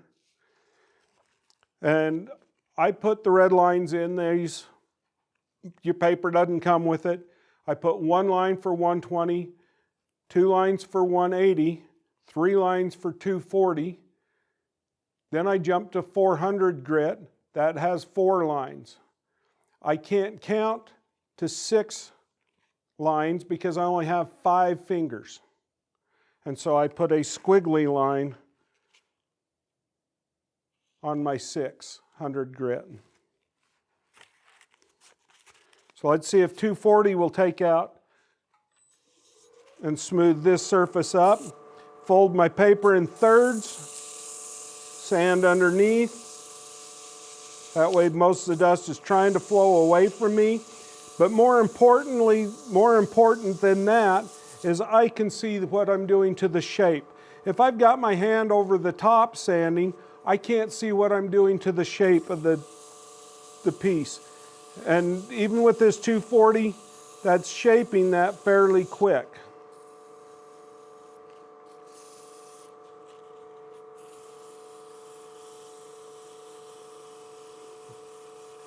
I try and keep my left hand up supporting my right hand. And my right hand has hold of the paper.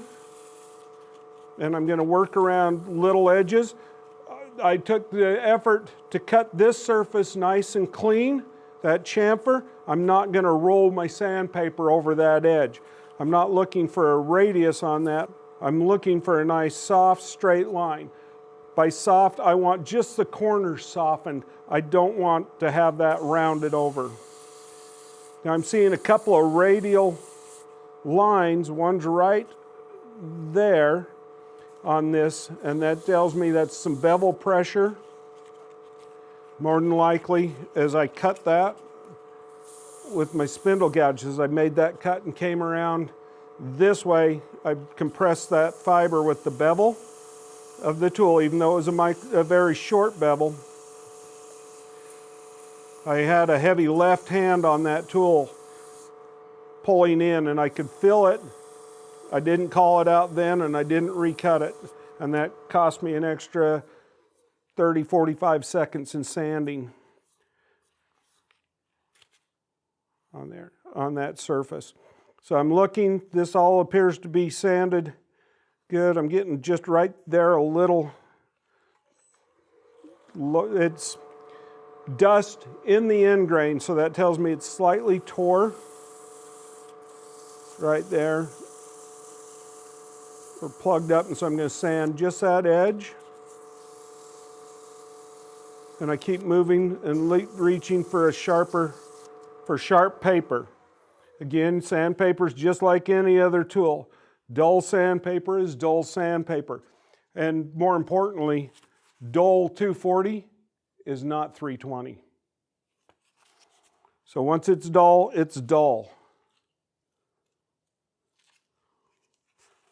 Then I'll go to my 400.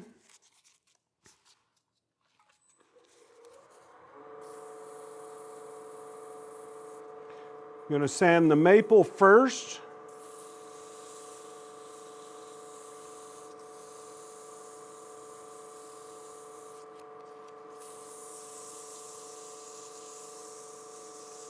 And then the walnut inlay. I don't want to drag walnut dust into the maple, and maple dust into the walnut will disappear. So I'd rather go maple to walnut, then drag the walnut into the maple. Once I've gone through the 240, brush that off, and to my 600.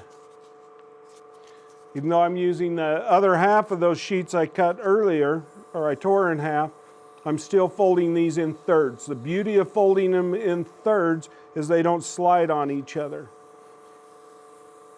And as I wear out one section, I turn it over and I've got a sharp section. And then I can fold that underneath.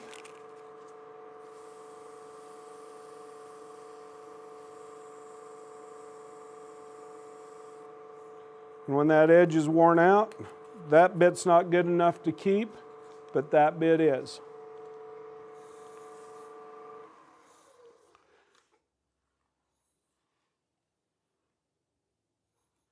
I've got one spot right there that just caught my eye, and the flash of the grain is a little bit different, and I can see right in there it's torn grain. So rather than move on, I'm going to drop back to my 240 grit, sand that surface one more time.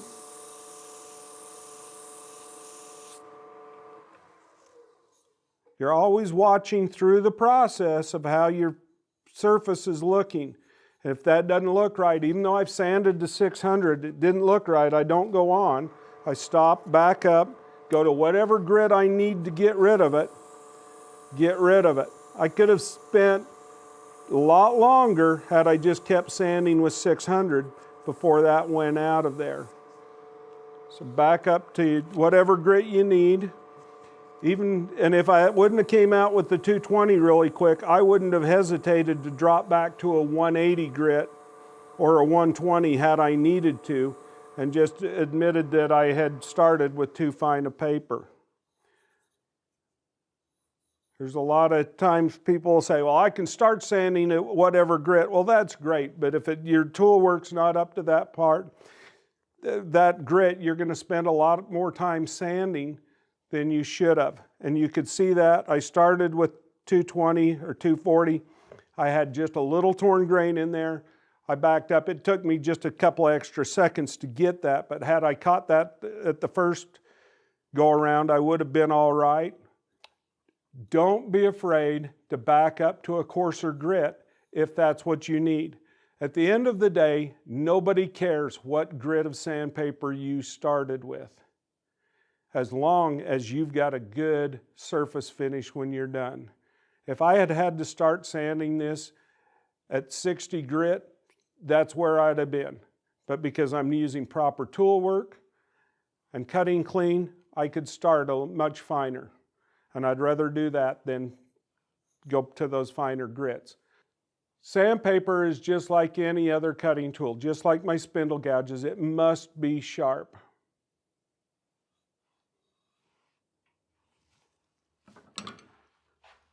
So I'm going to hit this with a coat of scratch free, just like I've done the inside.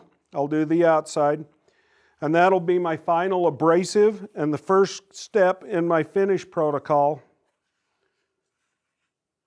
on this piece.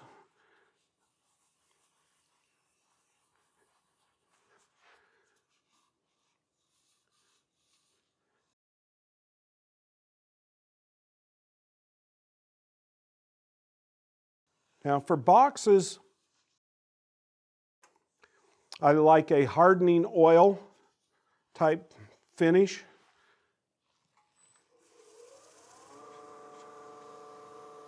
Tried and true varnish oil, water locks, a pure polyurethane sometimes, oil-based, not a water base, but a polyurethane works, general finish salad bowl oil, anything that goes in and has a hardener, because this is going to be handled. I don't need to have just I'm not looking for a soft oil or a non-hardening oil like mineral oil. I want something that's going to go in and then harden. Now, I know I've got a tight fit here because I've been using this as a jam chuck, and that's probably a little tighter fit than I want if I'm going to give this to somebody to sit near the kitchen sink, put rings in, or on a dresser. Now's the time I decide and alter the fit depending on the use that I expect the box to get. And so that is a little too tight. I don't like that. So let's adjust the fit right here. I'm going to bring my tool rest in, grab my beading and parting tool. I know I fit over this and I fit very tight, so I need to loosen that just a little bit. I'm going to just come in and soften. I want my speed up.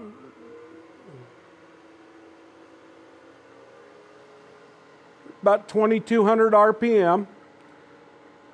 And I'm just going to pull a little dust off of this top front or high edge.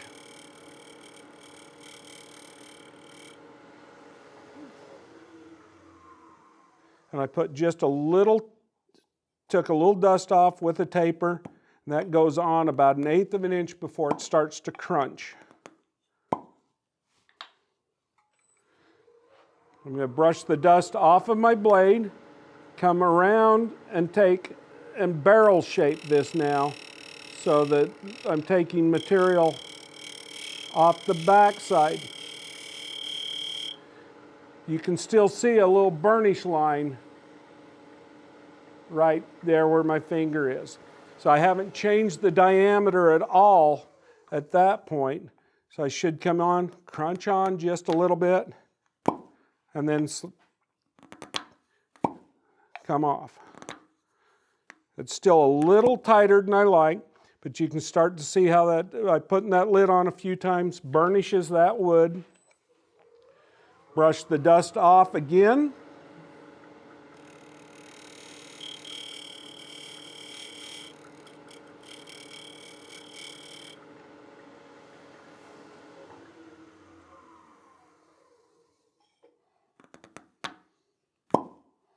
A little nicer fit. getting a little louder pop on it. I'm not so worried about the pop. That's not my main concern, but I want a good snug fit. I like to feel air move back and forth, but I don't want to have to pull as hard as I'm pulling to get that off of there. Now, I don't have quite enough skew angle on this particular beading and parting tool to get right down into that corner. So I'm going to reach over and grab my 1/2 inch skew radius, and that's going to get me into that corner just a little bit better. I do prefer cutting these with the beading and parting tool because of this straight edge, but I can't get right into that corner. So I'll get that corner, brush the dust off my cutting edge again, and I'm using this tool just like it's a negative rake scraper, flat on the rest. I'm not trying to write a bevel here. That's much better fit. I don't have as loud a pop, but it's much easier on and off. Still just a touch snug. Del Nish used to always say there's only 2 kinds of fit here, too tight and too loose. So I'm too tight. I hope I don't go to too loose, but I'm just going to take just dust off of this.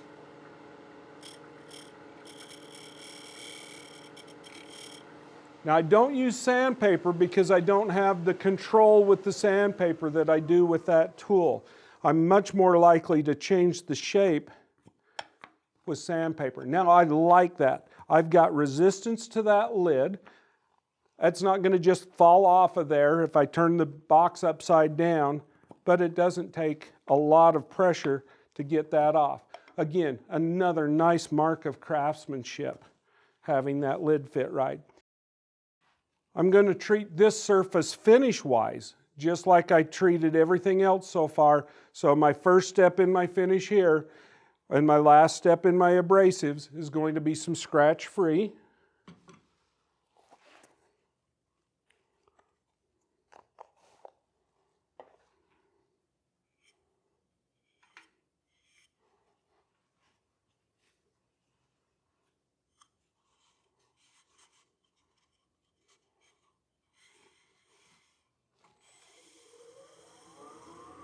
Burnish that in, that heats it up. Gives it a little bit more deeper penetration. The next thing I want to worry about is what am I going to do here? There should be some kind of separation between the lid and the box so that you know where the joint is. Even though that grain was lined up and it was cut and sanded while it was together, before I've changed the fit, I've slightly changed that fit. I can feel just a little bit of a groove here. Not to mention, if I line my grain up on one side, because I've taken 3/8 to 1/2 inch out of there, I'm not perfectly aligned at the other side. So I want to kind of fool the eye into seeing that there's not that much of a mismatch, and it's not that much of a mismatch, but I want something in there to denote that that's where the joint is. That can be as simple as coming in and putting a little groove in right here on the bottom of the box, just like I had the groove earlier that told me where my depth is, or we could go ahead and cut a bead like this box has got on it. 3/8 spindle gouge.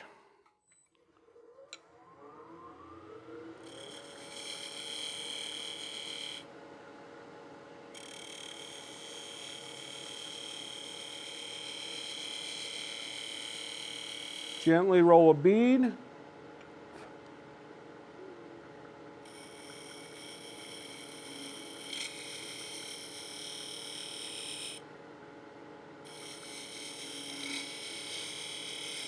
Now I don't do this with the lid on because you'll miss that joint 99 out of 100 times and it won't look right.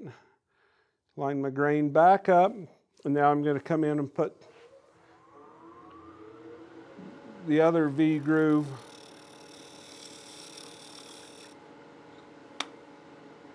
coming back in.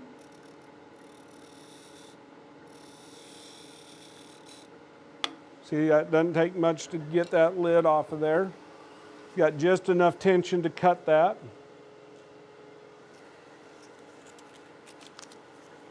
Sand that bead. I don't want to change the shape on it, so I just want to lightly sand that. So 400.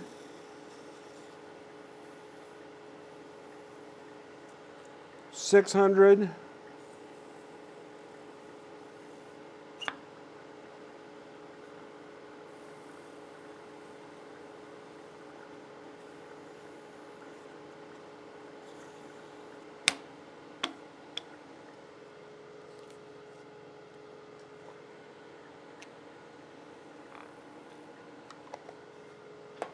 A little scratch free.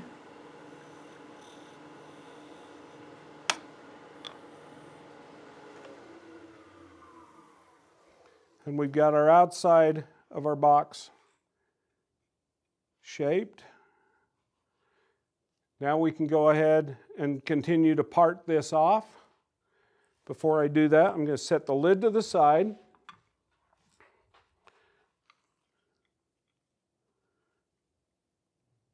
Just double check my depth, and I've got plenty of wood in the bottom of this piece. It would be disappointing to have got to this point, go through and part that off and realize I was too thin. I've got my narrow parting tool. Reduce my speed 1500 RPMs. I'm going to start by opening up that kerf.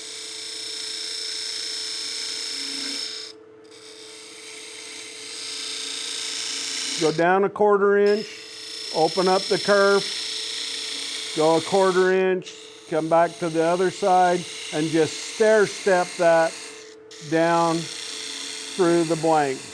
Don't bind that tool.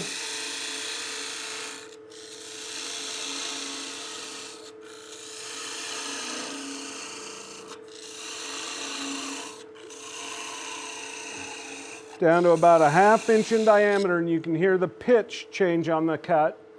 My left arm's going to come up, rest on the headstock. My hand comes around and holds on to this piece.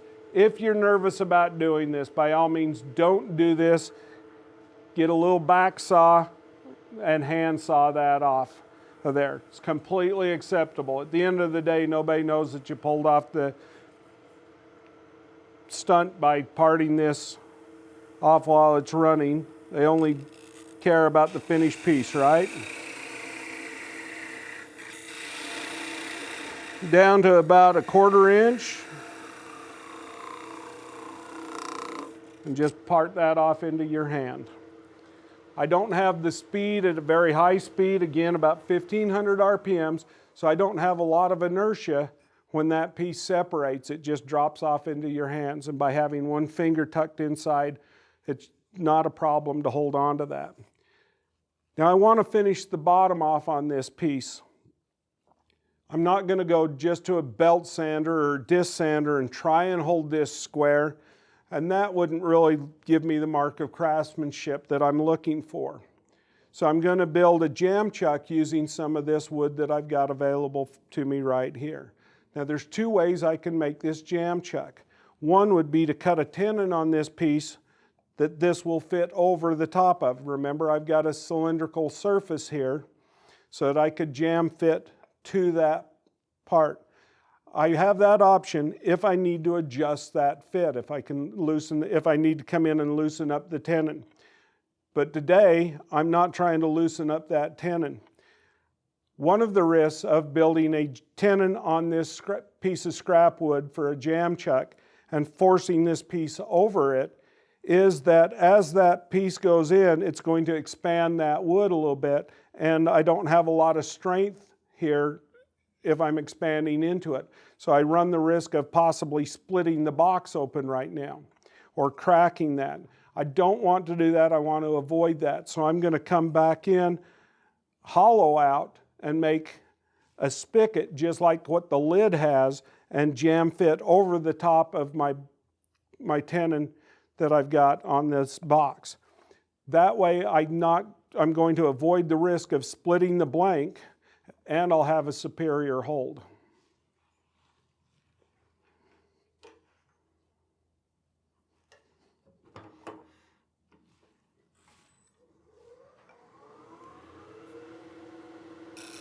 Just like making the lid, I'm going to face this surface off. The reason I do that is because I don't want any torn grain from the parting tool giving me a soft or a mushy surface for that tool to ride on, or soft or mushy surface for the shoulder to ride on.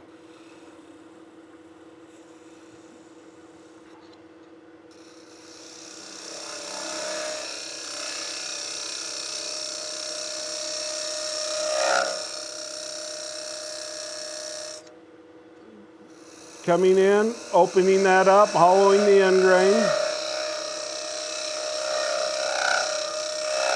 Being a little noisy on me because I'm forcing the cut a little bit. I'm about 2,000 RPMs. You can see a little burnish line where that fit inside.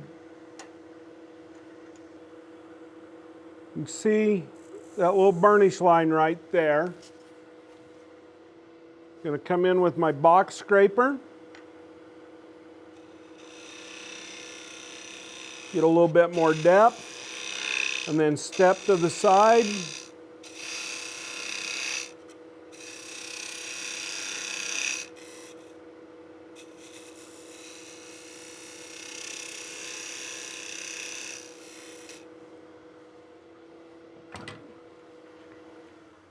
Stop and check the fit.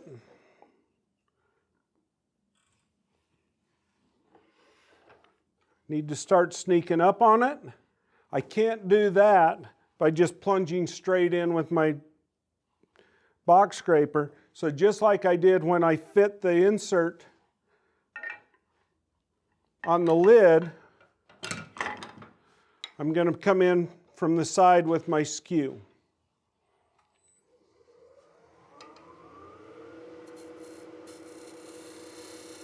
Using my skew laid flat on the rest as a negative rake scraper.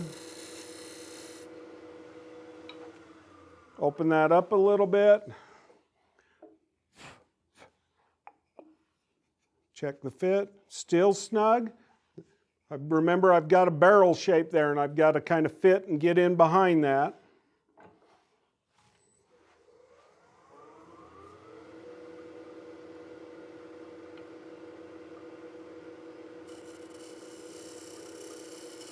I'm cutting this wall cylindrical even though I'm fitting to a barrel shape.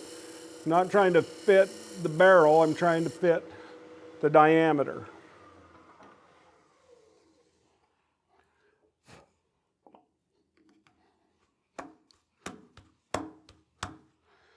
Now that comes up, shoulders up nice and clean right here, no gap. That should be running true right there. Now it's important to note, while I did use a piece of figured maple for a jam chuck, I don't have to use the identical piece of wood that I've turned my box out of. If I'd have used all that material in my box, I could get another piece of scrap wood to make a jam. This is a one-time use. It doesn't have to be a pretty piece of wood. It just happened to be what I've got. Now I'll also keep these little bits around the shop for a while and reuse them if I need to, because I do, when I make boxes out of expensive pieces of wood, there's no jam chuck, so that'll work for that. You can keep these little bits around the shop and keep them handy. I could have also faced this off nice and flat and put my inlay against that with the double-sided tape rather than just against the spindle if you wanted a little bit more secure hold. I grabbed my 1/2 inch gouge. I want to use my 3/8. So change the gouge.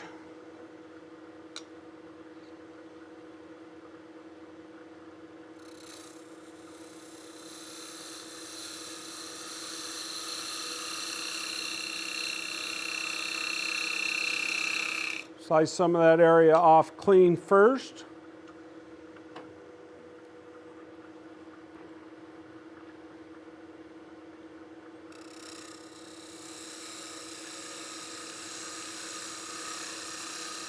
You come in about 1/4 inch.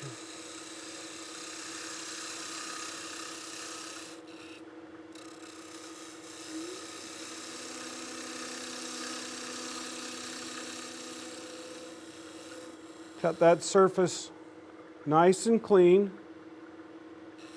So I drop the handle, I'm going to roll the tip over. There's 1/2 a bead. And then I'm going to arc towards center.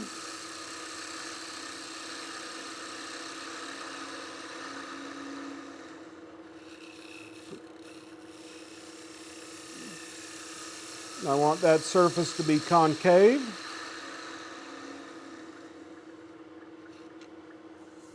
You want a full bead on there rather than a 1/2 bead. Make one more cut coming across here.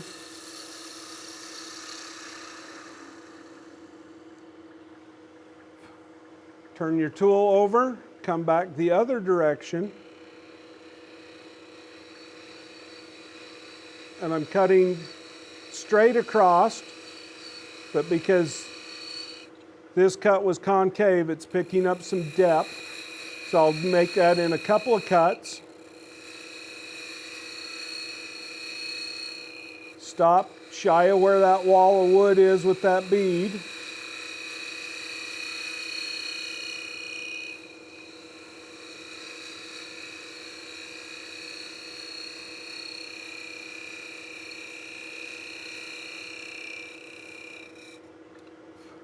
Get to the depth or the width that you want on the bead. Close your flute, use the bottom wing to scrape that around.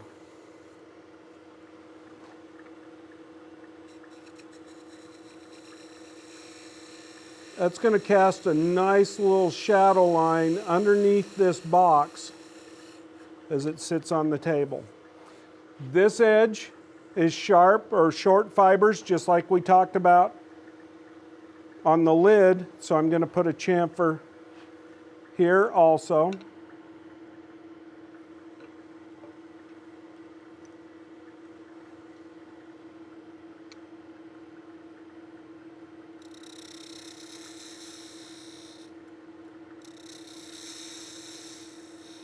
That's going to add some durability to the piece.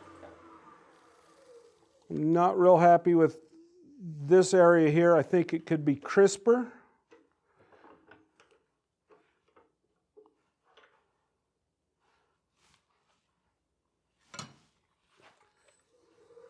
So I'll just come in with my skew, laid down flat on the rest.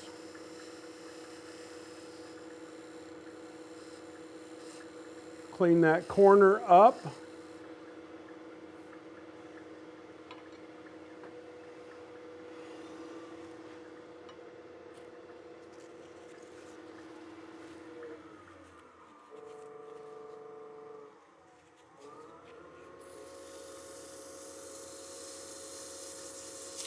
.240, sand the bottom, sand the bead,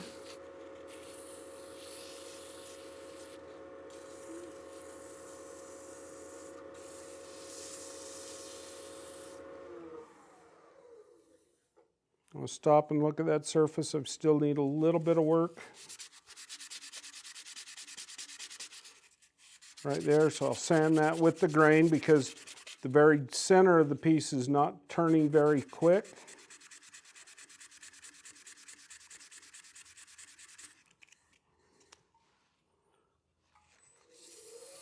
Sand up into the corner.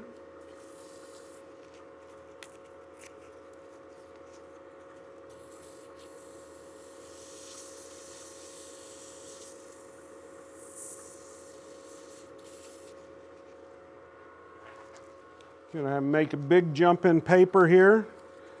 I've dropped my 400.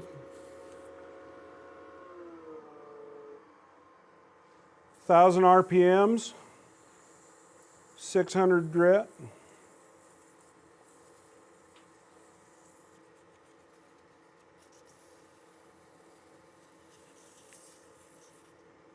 Again, don't roll over those edges. Sand on the directions that they want to be.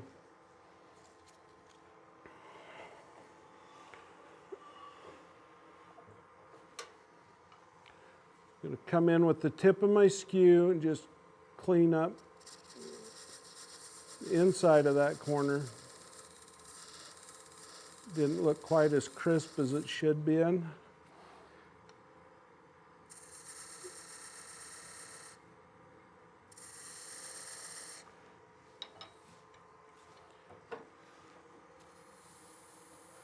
Couple of lines, that'll give me a place to sign my name, the species of the wood,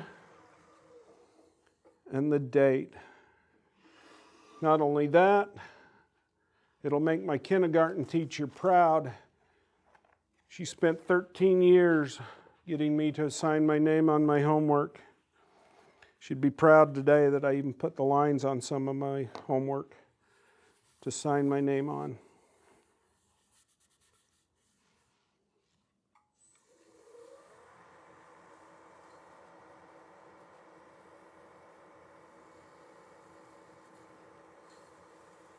Finish this the same way everything else is finished. Again, marks of craftsmanship.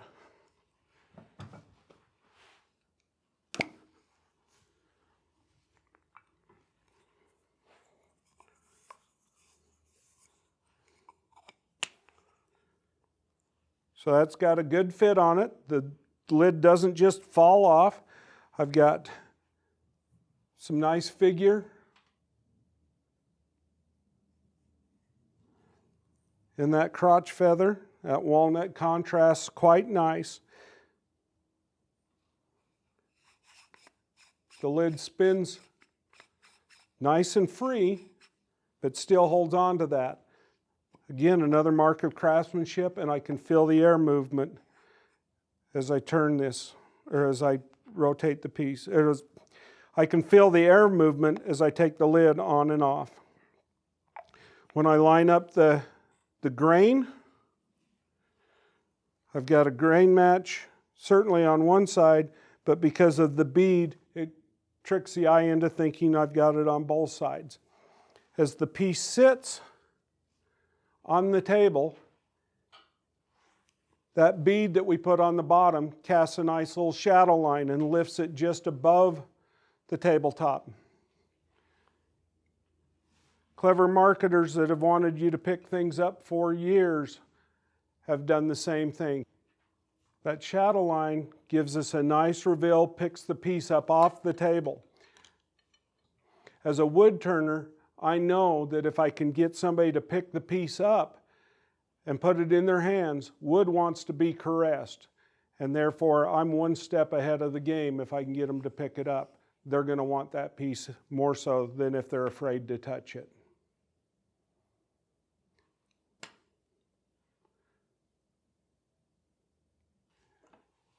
This is now ready for a good finish on it. I like to use the tried and true varnish oil on a piece like this. I'll apply that over the next few days and it'll give me a beautiful finish on this. As we've made this box, we've learned several things. Number one is patience. Take your time, stop and check your measurements. Make certain that things are where they need to be, depth-wise, size-wise, fit-wise. Second thing we've learned, sharpen your tools.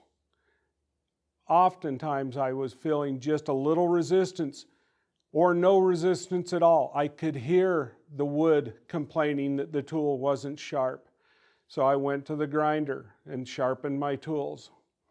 We learned fitting in the inlay on this piece. Again, some more patience on there. Grain direction, we had to deal with that. Different grain directions. Getting the proper fit on that lid and fitting that 3 different times before I got to the final fit that I was happy with. Not to mention multiple times in each of those fittings. The sequencing in a box is very important. We talked a little bit about that I said if I had to fit the lid before I hollowed the blank out, that I would have movement and I'd never be as happy with the fit on the lid as I should be or could be. So the sequencing, follow that sequencing.